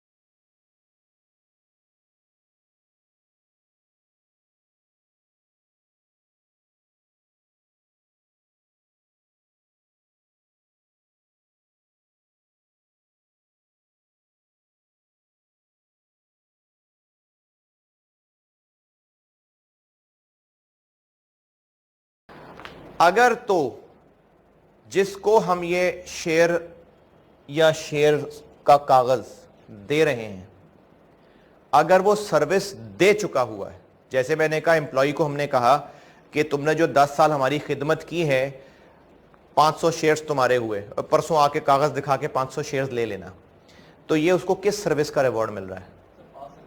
जो दे चुका है ना सर्विस। तो अगर हमने कहा है कि शेयर्स तुम्हारे हुए, तो ये शेयर्स वेस्ट इमीडिएटली या रिक्वायर्स वेस्टिंग कंडीशंस? तो यकीनन इमीडिएटली तभी होंगे ना जब सर्विस ले चुके होंगे। तो एक्सपेंस कब बनना चाहिए? फौरन बन जाना चाहिए। लेकिन अगर हम एम्प्लॉय को कह रहे हैं कि 3 साल एम्प्लॉय रहोगे तो शेयर्स मिलेंगे, अब ये शेयर्स किस बात का रिवॉर्ड है? फ्यूचर सर्विस का। कैसे पता चल रहा है? क्योंकि 3 साल की शर्त लगा दी है। तो अब इनको हमें एक्सपेंस कब कहना चाहिए? 3 साल बाद, ओवर 3 ईयर्स ना, तो ओवर 3 ईयर्स। अब ये केस 1 और केस 2 पढ़ लें।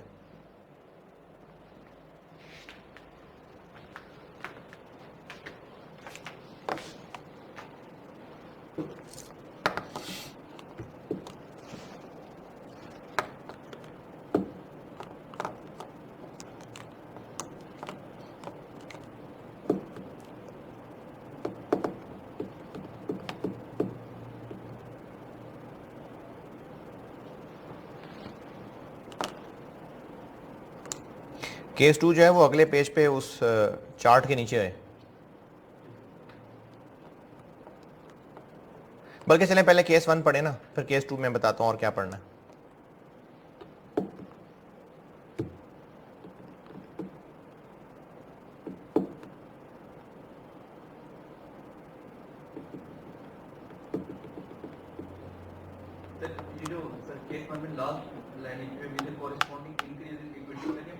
ये क्रेडिट की बात कर रहे हैं, एक्सपेंस डेबिट क्रेडिट फौरन। क्यों फौरन? क्योंकि अगर हम कह रहे हैं कि फौरन शेयर्स तुम्हारे हक हो गए, तो यकीनन पास सर्विस की वजह से कह रहे हैं, तो इट इज प्रिज्यूम्ड कि वो सर्विस दे चुका हुआ है। लेकिन केस 2 क्या है कि अभी वेस्टिंग कंडीशंस हैं, यानी हम उसको कागज लिख के तो दे रहे हैं लेकिन साथ शर्तें लगा रहे हैं। तो अब उसको इस कागज के बदले ये शेयर या शेयर ऑप्शंस नहीं मिले, अभी सिर्फ उसको कागज दिया है। तो ये कागज है इक्विटी इंस्ट्रूमेंट ग्रांटेड, और चूंकि शर्तें लगी हुई हैं तो फिर इसमें वेस्टिंग कंडीशंस इन्वॉल्व है। अब शर्तें या तो सर्विस कंडीशंस हो सकती हैं या परफॉर्मेंस कंडीशंस हो सकती हैं। अगर तो सर्विस कंडीशन है तो फिर तो एम्प्लॉय ने, इसमें ना ज्यादातर एम्प्लॉय ही होगा, इसलिए मैं मिसालों में भी एम्प्लॉय ला रहा हूं। आल्दो कि ऐसा हो सकता है कि हमारा कंसल्टेंट था जिसने हमें सारा प्रोडक्शन प्रोसेस डिजाइन करके दिया, सारा डिजाइन करके दिया, और हमने कहा कि देखे ना तुमने कितने को तीर मारे, हम 5 साल देखेंगे, तुम 5 साल तक इसको सुपरवाइज भी करते रहना, फिर 5 साल बाद तुम्हें शेयर्स मिलेंगे। ये भी हो सकता है। तो उस सूरत में ये एम्प्लॉय नहीं है, एक सर्विस प्रोवाइडर है। लेकिन ज्यादातर ये जो कंडीशंस वाला मामला है ये एम्प्लॉयज के साथ ही हुआ करेगा। अच्छा, हम गुड्स की बात कर रहे हैं कि सर्विसेज की बात कर रहे हैं? सर्विसेज की बात कर रहे हैं। तो ज्यादातर इसमें एम्प्लॉयज ही हैं फिलहाल, फिल मुस्तकबिल भी। क्या बात कर रहा था? हाँ, अगर वेस्टिंग कंडीशंस हैं तो फिर यकीनन टाइम इन्वॉल्व है भी। अगर सिर्फ सर्विस कंडीशंस हैं तो सिर्फ टाइम इन्वॉल्व है। तो अगर हमने एम्प्लॉय को कहा है कि 3 साल तक एम्प्लॉय रहो तो शेयर्स मिलेंगे, कागज लिख के दे दिया, ये कागज लिख के देना कि 3 साल तक एम्प्लॉयज रह जाओ, शेयर्स तुम्हारे, ये कागज क्या है? Equity instrument granted. कागज इक्विटी इंस्ट्रूमेंट ग्रांटेड है। और हमें ये एम्प्लॉय की सर्विस जिसके बदले ये शेयर्स का इनाम है कितने अरसे तक चाहिए? 3 साल। तो एक्सपेंस कब बनना चाहिए? ओवर 3 साल। तो अगर तो सिर्फ और सिर्फ सर्विस कंडीशन है तो जितना पीरियड है वेस्टिंग का ओवर दैट पीरियड एक्सपेंस बन जाएगा। Expense debit equity credit, expense debit equity credit. यानी अगर 3 लाख के शेयर्स हैं, शेयर्स नहीं सॉरी 3 लाख इसकी फेयर वैल्यू है, इसकी शेयर्स की नहीं, इसकी। ये भी शुरू में बात की थी कि हमने इस ट्रांजेक्शन को किसकी फेयर वैल्यू पे रिकॉर्ड करना है? नहीं हो सकती फिर इक्विटी इंस्ट्रूमेंट ग्रांटेड की फेयर वैल्यू पे। तो इसकी जो फेयर वैल्यू निकली 3 लाख, तो अब हमने इसको 3 साल में रिकॉर्ड करना है। तो 1 lakh expense debit equity credit, अगला साल 1 lakh expense debit equity credit, तीसरा साल 1 lakh expense debit equity credit.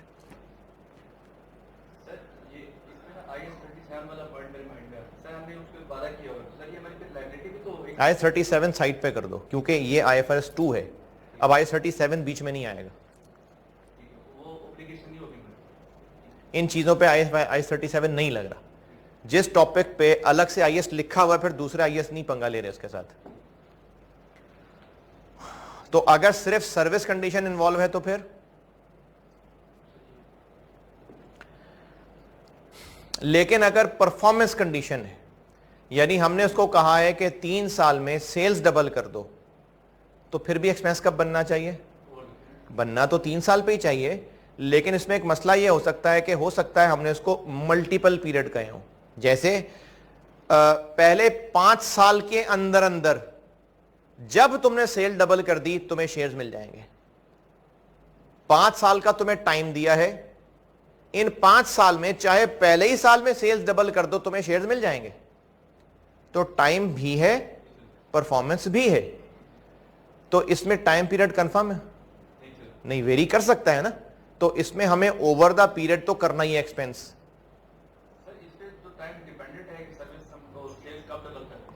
Performance condition यही होती है जिसमें टाइम भी है और टारगेट भी है। तो अगर उसने टारगेट जल्दी पूरा कर दिया तो शेयर्स मिल जाएंगे ना। तो इसमें टाइम कंफर्म नहीं है, लेकिन चूंकि 4-5 साल तो हैं तो इसलिए एक्सपेंस कब बनना चाहिए? फौरन ओवर द पीरियड। लेकिन पीरियड तो कंफर्म नहीं है, चेंज भी हो सकता है। तो फिर हमें एक्सपेक्टेड पीरियड लेना पड़ेगा। वो कैसे लेंगे? प्रैक्टिस से मिलेगा। अगली क्लास में इंशाल्लाह प्रैक्टिस ही प्रैक्टिस है। मैं बस चाह रहा हूं कि प्रैक्टिस तक पहुंचा दूं आपको। प्रैक्टिस में बहुत सारी चीजें क्लियर हो जाएंगी। अगर सर्विस कंडीशन है तो एक्सपेंस को किस पीरियड पे फैलाना है? सर्विस कंडीशन है तो ओवर द पीरियड, पक्का वही पीरियड है। और अगर परफॉर्मेंस कंडीशन है तो एक्सपेक्टेड पीरियड पे फैलाना है।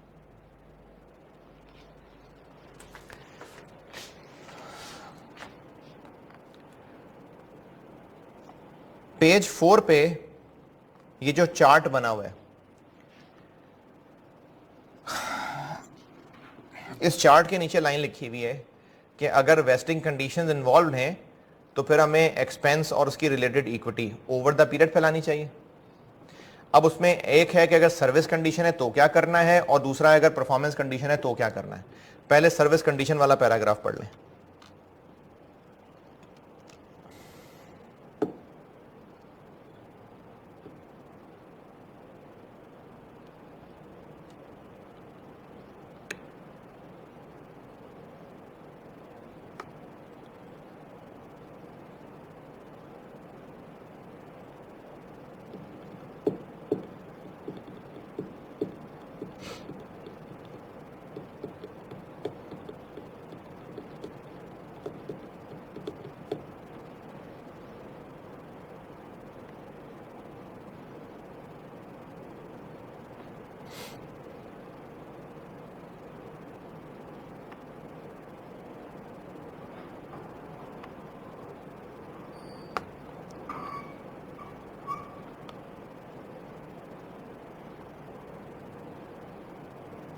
ये पॉइंट 2 भी पढ़ना है परफॉर्मेंस कंडीशन के लिए? नहीं, सर्विस कंडीशन का है अभी सिर्फ सर्विस कंडीशन पढ़ने को कहा है।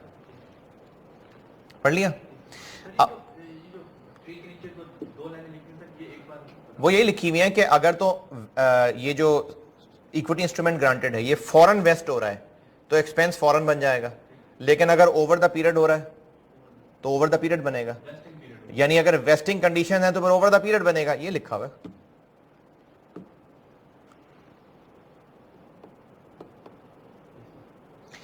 परफॉर्मेंस कंडीशन का पॉइंट 1 पढ़ लें।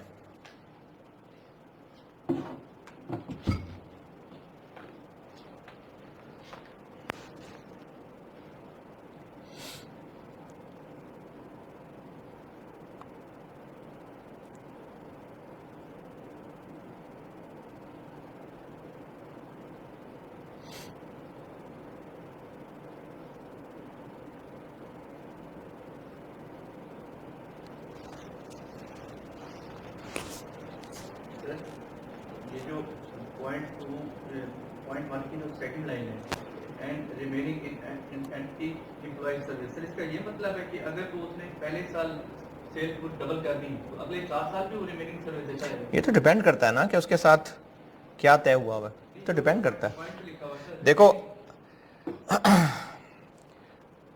कहा हुआ है upon the achievement of a performance condition and remaining in the entities employ until that performance condition is satisfied, until that performance condition is satisfied। जब तक वो पूरी नहीं होती। तो अगर पूरी कर दी तो फिर तो देखो, अगर उसने सेल्स डबल कर दी साल में तो सेल्स डबल करने तक एम्प्लॉय रहा ना, तो सेल्स डबल करने तक एम्प्लॉय रहा, एंड के बाद वाली बात, और सेल्स डबल कर दी एंड से पहले वाली बात। रिमेनिंग यानी वो एम्प्लॉय है। देखें, अगर वो एम्प्लॉय बनता और उसके बाद कोई मंत्र शंत्र फूक के चला जाता और फिर साल बाद देखा सेल्स डबल हो गई ना, मैं मंत्र फूक के गया था, नहीं बेटा तूने सेल्स डबल होने तक रहना था।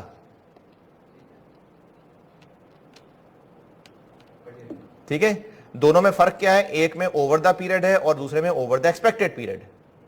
ओवर द एक्सपेक्टेड पीरियड क्यों है? पता नहीं है ना, क्योंकि टारगेट हो सकता है पहले मीट हो जाए, तो इसलिए ओवर द एक्सपेक्टेड पीरियड है। ये बात अभी सवालों में क्लियर करता हूं। अच्छा, इसके बाद ये पॉइंट 2 ये छोड़ दें, पॉइंट 2 छोड़ दें, काट नहीं देना, अभी वापस आता हूं उस पर, पेंडिंग लिख रहा हूँ। अभी इस पे वापस आता हूं। अगले पेज के टॉप पे एक डब्बा बना हुआ है, क्या है मार्केट ये समझ लें क्या होती है। परफॉर्मेंस कंडीशन की मिसालें क्या हैं? सेल डबल करके सेल्स बढ़ जाएं, प्रॉफिट्स बढ़ जाएं, कस्टमर्स बढ़ जाएं, 4 ब्रांचेस खुल जाएं, कोई भी चीज जो परफॉर्मेंस में नजर आए, शेयर प्राइस बढ़ जाए, ये भी परफॉर्मेंस टारगेट है। ऐसा परफॉर्मेंस टारगेट जिसका ताल्लुक शेयर की प्राइस के साथ है, ऐसा परफॉर्मेंस टारगेट, परफॉर्मेंस कंडीशन क्या है? जिसमें कोई परफॉर्मेंस शर्त लगा दी। सर्विस कंडीशन क्या थी? चाहे वो गधा बन के 4 साल बैठा रहे, बस बैठा रहे, ये सर्विस कंडीशन है। परफॉर्मेंस कंडीशन क्या है? जिसमें टाइम के अलावा कोई टारगेट भी रखा गया है। अब उस टारगेट की मिसालें क्या हो सकती हैं? सेल्स का बढ़ना हो सकता है, ब्रांचेस ओपन हो जाएं, एम्प्लॉइज डबल हो जाएं, हमारी फलाने खर्चे कम हो जाएं, कोई भी परफॉर्मेंस। इसकी एक मिसाल शेयर का प्राइस बढ़ना भी है। वो परफॉर्मेंस कंडीशन जिसमें शर्त शेयर की प्राइस से रिलेटेड है, उस परफॉर्मेंस कंडीशन को मार्केट कंडीशन कहते हैं। मार्केट कंडीशन वो परफॉर्मेंस कंडीशन है जिसमें टारगेट जो दिए गए हैं वो शेयर की प्राइस से आगे पीछे लिंक्ड है। उस परफॉर्मेंस कंडीशन को मार्केट कंडीशन कहते हैं। हमने प्राइस बढ़ानी है शेयर को। हाँ जी, इसके कुछ बढ़ाएंगे क्या क्या गा? परफॉर्मेंस कंडीशन जो शेयर की प्राइस बढ़ाने से लिंक हो, हाँ, वो उसको मार्केट कंडीशन कहते हैं। उस परफॉर्मेंस कंडीशन को मार्केट कंडीशन कहते हैं। अच्छा, शेयर की प्राइस कैसे बढ़ेगी? बस ऐसे बढ़ा देंगे? जी सर, हम कहेंगे शेयर आइंदा से 500 रुपए का है, कंपनी की परफॉर्मेंस बेहतर करेंगे। कंपनी की परफॉर्मेंस बेहतर होगी, मार्केट में उसकी रिप्यूट अच्छी होगी, लोग शेयर होल्डर बनने के लिए दौड़ेंगे, तो ही प्राइस बढ़ेगी ना। तो ये भी परफॉर्मेंस ही है। तो ऐसी परफॉर्मेंस कंडीशन जिसका ताल्लुक शेयर की प्राइस से हो, उस परफॉर्मेंस कंडीशन को मार्केट कंडीशन कहते हैं। अब ये ऊपर डब्बा पढ़ लें, पेज 5 के ऊपर जो डब्बा है ये पढ़ लें।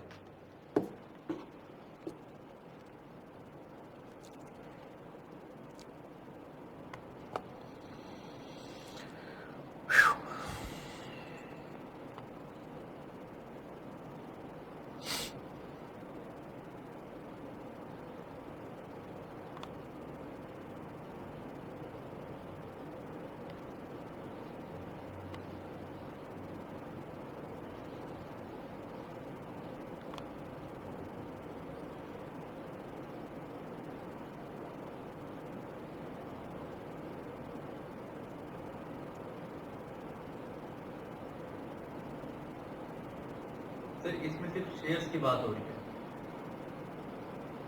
है, जी इसमें सिर्फ शेयर्स की बात हुई, शेयर ऑप्शन और इंस्ट्रूमेंट ग्रांटेड की बात नहीं होती। जी, ये शेयर की बात हो रही है। और सर ये इंट्रिंसिक वैल्यू ऑफ शेयर, ये पढ़ाऊंगा बाद में। ये इंट्रिंसिक वैल्यू हमने पढ़ना है क्या होता है।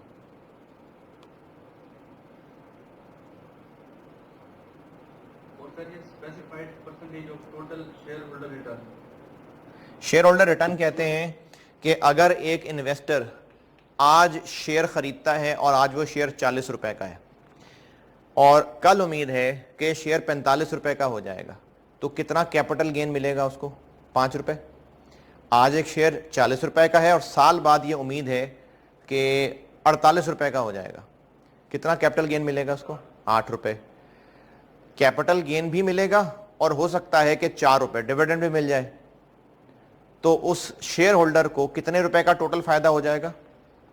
12 रुपए। आज 40 रुपए लगा के कल को 12 रुपए कमा लेगा, कितने परसेंट कमाए? 12 डिवाइडेड बाय 40। इसको शेयर होल्डर्स का टोटल रिटर्न कहते हैं। डिवाइड किससे किया है? 40 क्या है? शेयर की प्राइस ना, तो टोटल शेयर होल्डर रिटर्न भी किससे लिंक हो गया? शेयर प्राइस से।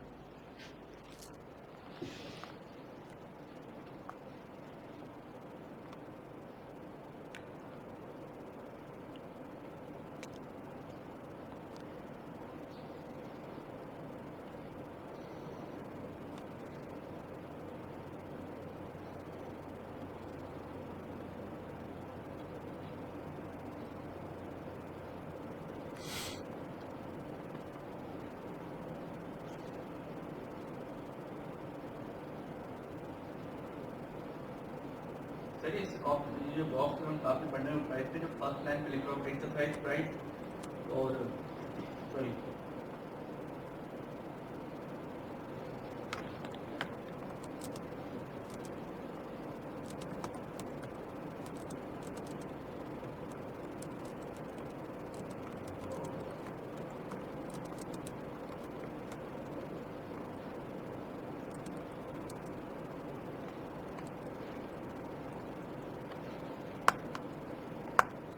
हाँ जी, सर ये वेस्टिंग और accessibility of an equity instrument depend, sir इसका क्या? इसका मतलब है कि हम उस मैनेजर को कह रहे हैं कि तुम्हें 2 साल का टाइम दे रहे हैं, 2 साल बाद अगर तुमने शेयर की प्राइस जो कि आज 40 रुपए है 50 तक पहुंचा दी तो तुम्हें 200 शेयर्स इनाम मिल जाएगा, ठीक है। या फिर हम ये कह रहे हैं कि अगर तुमने शेयर की प्राइस 50 रुपए तक पहुंचा दी तो तुम्हें शेयर ऑप्शन मिल जाएगी, तुम 20 रुपए दे के हमसे शेयर खरीद सकते हो। प्राइस पहुंचाओगे तो ये इनामात हैं सर प्राइस से लिखते हैं जी।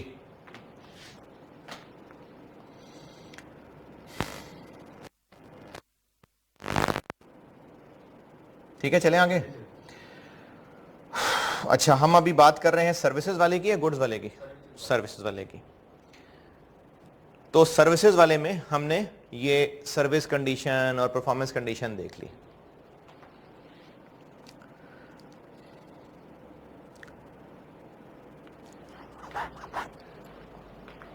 इस एंट्री की अमाउंट प्रेफरेबली डेबिट वाले की फेयर वैल्यू, और अगर नहीं पता, अगर इसकी फेयर वैल्यू पे ट्रांजैक्शन रिकॉर्ड होनी है तो इसके बारे में कुछ और एक्स्ट्रा बातें हैं। अगर ये ट्रांजैक्शन इसकी फेयर वैल्यू पे रिकॉर्ड होनी है तो मजीद गाइडेंस की जरूरत है। अगर इसकी फेयर वैल्यू पे रिकॉर्ड होनी होती है तो कोई मसला नहीं है, अगर इसकी फेयर वैल्यू पे रिकॉर्ड होनी है तो मजीद गाइडेंस है। तो अगली हेडिंग क्या आ गई? ठीक है, अब इस मजीद गाइडेंस पे आते हैं हम।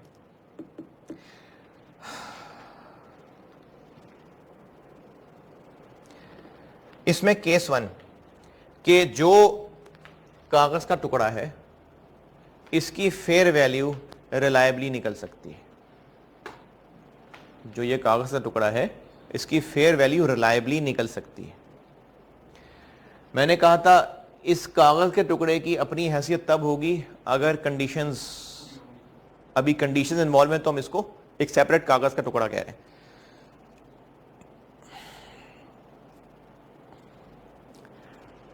तो अगर तो इस कागज के टुकड़े की फेयर वैल्यू निकल सकती है तो हम इसकी फेयर वैल्यू निकालेंगे किस दिन? उस दिन को कहते हैं मेजरमेंट डेट। मेजरमेंट डेट कि हमने इस कागज के टुकड़े की फेयर वैल्यू किस दिन निकालनी है। जिस दिन निकालनी है उसको मेजरमेंट डेट कहते हैं। दोबारा सुनिए, इस एंट्री की अमाउंट, प्रेफरेबली इसकी फेयर वैल्यू, लेकिन अगर इसकी फेयर वैल्यू नहीं पता तो इसकी फेयर वैल्यू। तो अगर इसकी फेयर वैल्यू निकालनी है तो मजीद गाइडेंस की जरूरत है। ये अब हम उस हेडिंग पे आ गए कि वो ट्रांजैक्शंस जो रिकॉर्ड हो रही हैं इसकी फेयर वैल्यू पे, उनकी गाइडेंस पे हम आ गए। उसमें मैंने केस 1 ये बनाया कि ये जो इक्विटी इंस्ट्रूमेंट ग्रांटेड है ना, इसकी फेयर वैल्यू निकल सकती है। इक्विटी इंस्ट्रूमेंट ग्रांटेड की फेयर वैल्यू निकल सकती है।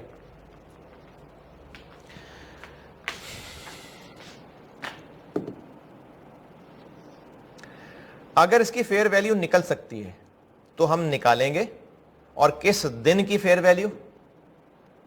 मेजरमेंट डेट की फेयर वैल्यू। फेयर वैल्यू निकालेंगे कैसे? आपको दी होंगी। वैसे आईएस क्या कहता है, अगर मार्केट से पता चल सकती है तो मार्केट प्राइस ले लें, और अगर मार्केट प्राइस नहीं पता चल सकती तो कोई भी एक्सेप्टेबल वैल्यूएशन मेथड लगाएं। एक बायनोमियल मेथड भी होता है। ये मुख्तलिफ मेथड्स हैं जो आपके काम के नहीं हैं। ये जो वैल्यूएशन के एक्सपर्ट्स होते हैं इस तरह के फाइनेंशियल इंस्ट्रूमेंट्स के, ये उनका काम है। निकालनी किस दिन है ये value? Measurement date. Measurement date क्या होती है? ये एक डब्बा बना हुआ है मेजरमेंट डेट, पढ़ लें।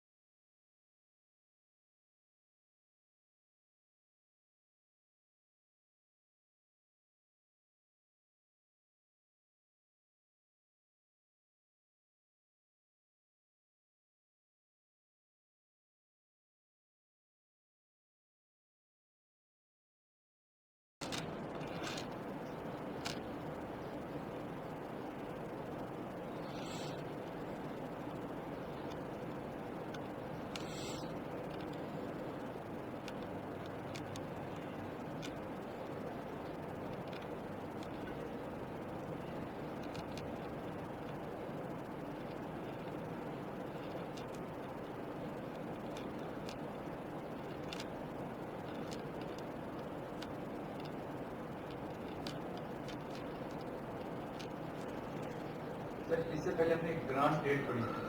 ग्रांट डेट वो होती है जब हम उसको ये दे रहे हैं इक्विटी, जब हमारी एग्रीमेंट्स तय हो रहे हैं। ठीक है, और जिस दिन की फेयर वैल्यू चाहे वो मेजरमेंट डेट हो। अगर ये एम्प्लॉई के साथ ट्रांजैक्शंस हो रही हैं तो ग्रांट डेट ही मेजरमेंट डेट है,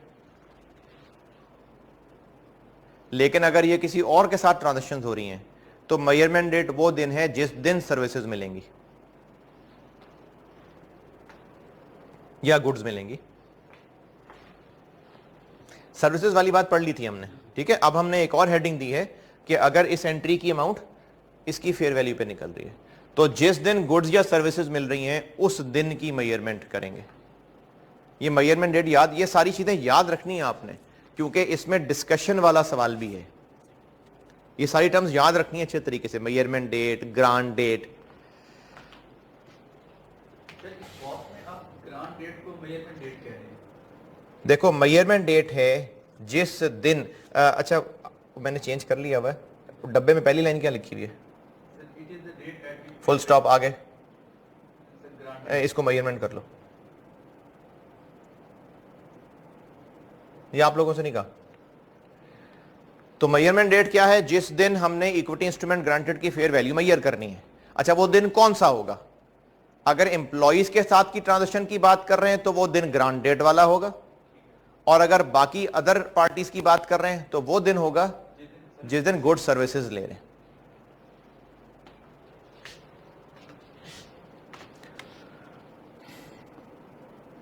सर इसका फायदा तभी होगा जब स्टैंडर्ड साथ लेके जाएंगे क्या? पेपर में।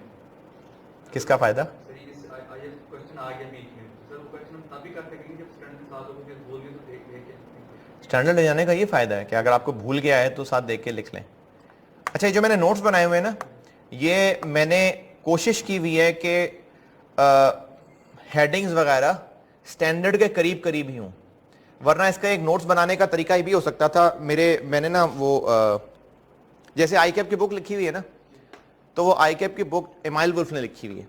तो आई कैप की बुक स्टैंडर्ड की तरतीब से ज़रूरी नहीं लिखी है, उन्होंने बस एक स्टाइल से टॉपिक प्रेजेंट कर दिया। जैसे मैंने आईसीडब्ल्यू की बुक पढ़ी है तो उसमें भी उन्होंने एक स्टाइल से टॉपिक प्रेजेंट किया हुआ है, अलग हेडिंग दी है कि ट्रांजेक्शन विद एम्प्लॉइज हो तो क्या होगा, ट्रांजेक्शन विद अदर पार्टीज हो तो क्या होगा। मैंने कोशिश की हुई है कि आपको जो नोट्स बना के दूं वो स्टैंडर्ड के करीब करीब हो, ताकि जब मैं इनकरेज कर रहा हूं कि आप स्टैंडर्ड पढ़ें तो ये ना हो कि मैंने जो नोट्स दिए हैं वो और ही तरह के हैं और स्टैंडर्ड में तो पता नहीं कुछ और ही लिखा हुआ है। तो मैंने कोशिश की है इस नोट्स इस तरह से बनाने की कि आप इसके बाद जब स्टैंडर्ड पढ़ें तो समझ आए। तो इसलिए स्टैंडर्ड पढ़ा करें, क्योंकि पेपर में अगर स्टैंडर्ड का फ़ायदा लेना है तो स्टैंडर्ड पढ़ा होगा तो फ़ायदा होगा ना। सर जिनके पास 2018 के स्टैंडर्ड है सर वो सेम है। ये मैं आईएएस के साथ साथ बताया करूंगा, अभी तक कोई मसला नहीं है। अभी तक जितने आईएएस पढ़े उनमें कोई मसला नहीं है।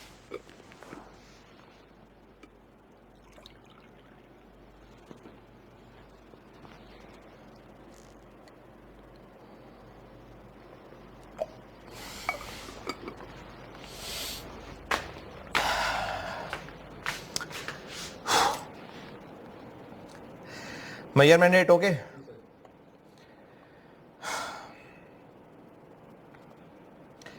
अच्छा अब उसके बाद अगली हेडिंग क्या है? सर ट्रीटमेंट होगा। बस ये हेडिंग करके ना फिर ब्रेक करते हैं, उसके बाद सवाल ही सवाल करते हैं। ट्रीटमेंट ऑफ वेस्टिंग कंडीशन में आते हैं। अगर सवाल में वेस्टिंग कंडीशंस हों तो हमने इन वेस्टिंग कंडीशंस का क्या करना है? ये मैंने टेबल बनाया हुआ है, इस टेबल को पूरा पढ़ने की जरूरत नहीं है, अभी सिर्फ जो काम की बात है वो बता रहा हूं। फिर जब हम सवाल पढ़ लेंगे ना, कर लेंगे, फिर कहूंगा अच्छा आप ये टेबल भी पढ़ लें। अगर तो वेस्टिंग कंडीशन एक मार्केट कंडीशन है, तो इसका ताल्लुक होता है सिर्फ इसकी फेयर वैल्यू निकालने में। इससे क्या मुराद है सवालों के साथ समझाता हूं। अभी सिर्फ इतना याद कर लें सवालों पे जाने से पहले कि अगर वेस्टिंग कंडीशंस में मार्केट कंडीशन है तो उसका ताल्लुक सिर्फ फेयर वैल्यू निकालने से है, जबकि बाकी कंडीशंस का ताल्लुक टाइम पीरियड से और नंबर ऑफ इंस्ट्रूमेंट से। इसका क्या मतलब है यह सवालों से सिखाता हूं, याद रखने वाली बात फिर देख लें। अगर वेस्टिंग कंडीशंस में मार्केट कंडीशन है तो उसका ताल्लुक है फेयर वैल्यू निकालने से इंस्ट्रूमेंट की, और जो बाकी कंडीशंस हैं उनका ताल्लुक टाइम पीरियड और नंबर ऑफ इंस्ट्रूमेंट से। मार्केट कंडीशन वाले डब्बे के अंदर पहला बुलेट पॉइंट और दूसरे डब्बे के अंदर दूसरा बुलेट पॉइंट, यह बताया मैंने।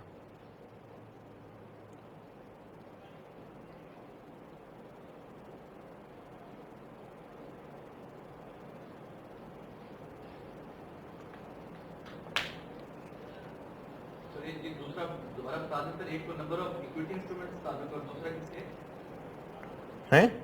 जो आपने दो वर्ड बताए जो बाकी कंडीशन का ताल्लुक है सर, एक तो नंबर ऑफ इंस्ट्रूमेंट के साथ और दूसरा टाइम पीरियड के साथ। ये तो पहले भी हमने पढ़ा था ना, ये तो पहले भी पढ़ा था कि वो ओवर द पीरियड करना है। वही बात मैंने दोबारा की है।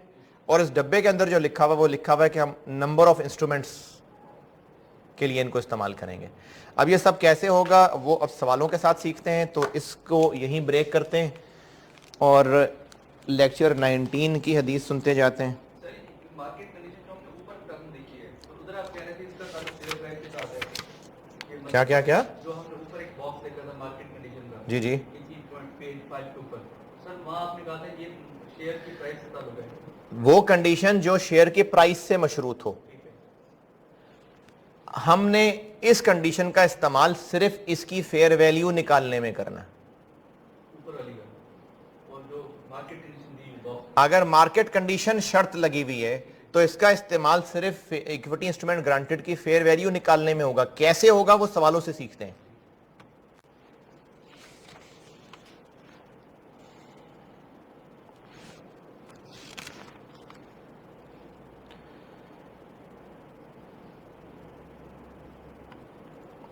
रिपोर्टिंग में लास्ट टाइम मैंने कौन सी सुनाई थी?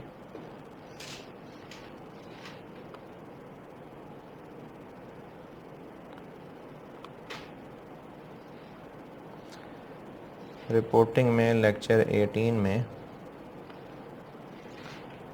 मैंने सुनाई थी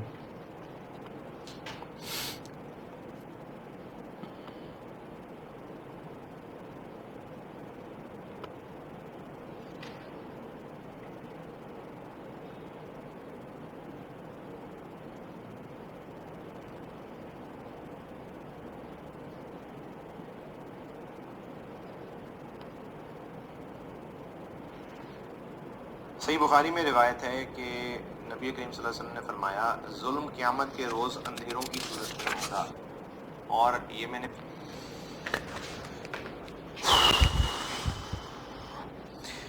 सही बुखारी में रिवायत है कि सैयदना इब्ने अब्बास रज़ियल्लाहु ताला अन्हु ने बयान किया कि बेशक नबी करीम सल्लल्लाहु अलैहि वसल्लम ने मुआज़ रज़ियल्लाहु ताला अन्हु को जब यमन भेजा था, टास्क पे भेजा था दावत देने के लिए, तो फरमाया था मजलूम की फरियाद से डरते रहना, मजलूम की फरियाद से डरते रहना कि बेशक इसके और अल्लाह ताला के दरमियान कोई पर्दा नहीं होता। मजलूम की फरियाद से डरते रहना कि बेशक इसके और अल्लाह ताला के दरमियान कोई पर्दा नहीं होता। मैं बार बार इस बात के बारे में कर रहा हूँ कि मजलूम या जुल्म सिर्फ वही नहीं है जो जालिम हुक्मरान गर्द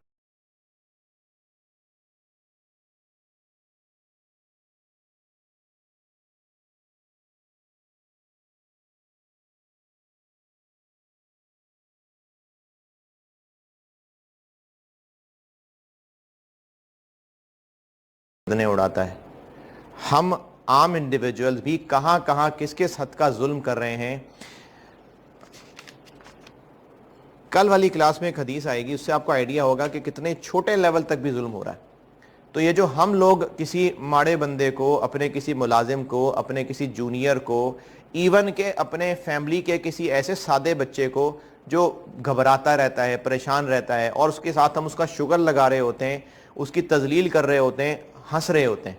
ये भी शायद आपकी ऑब्जर्वेशन में आया हो कि फैमिली गैदरिंग्स हैं, कोई ऐसा रिश्तेदार है जो बेवकूफ़ सा है और सब अपने तरफ से अक्लमंद उसके साथ शुगर लगा रहे हैं, उसका मजाक उड़ा रहे हैं ताकि हम सब हंसें। ये भी हम जुल्म कर रहे हैं क्योंकि हम उसकी इज्जत को साथ मसला कर रहे हैं। ये जुल्म हो रहा है। तो मजलूम की फरियाद से डरते रहना कि उसके और अल्लाह के दरमियान कोई पर्दा नहीं होता। चलें ब्रेक के बाद मिलते हैं।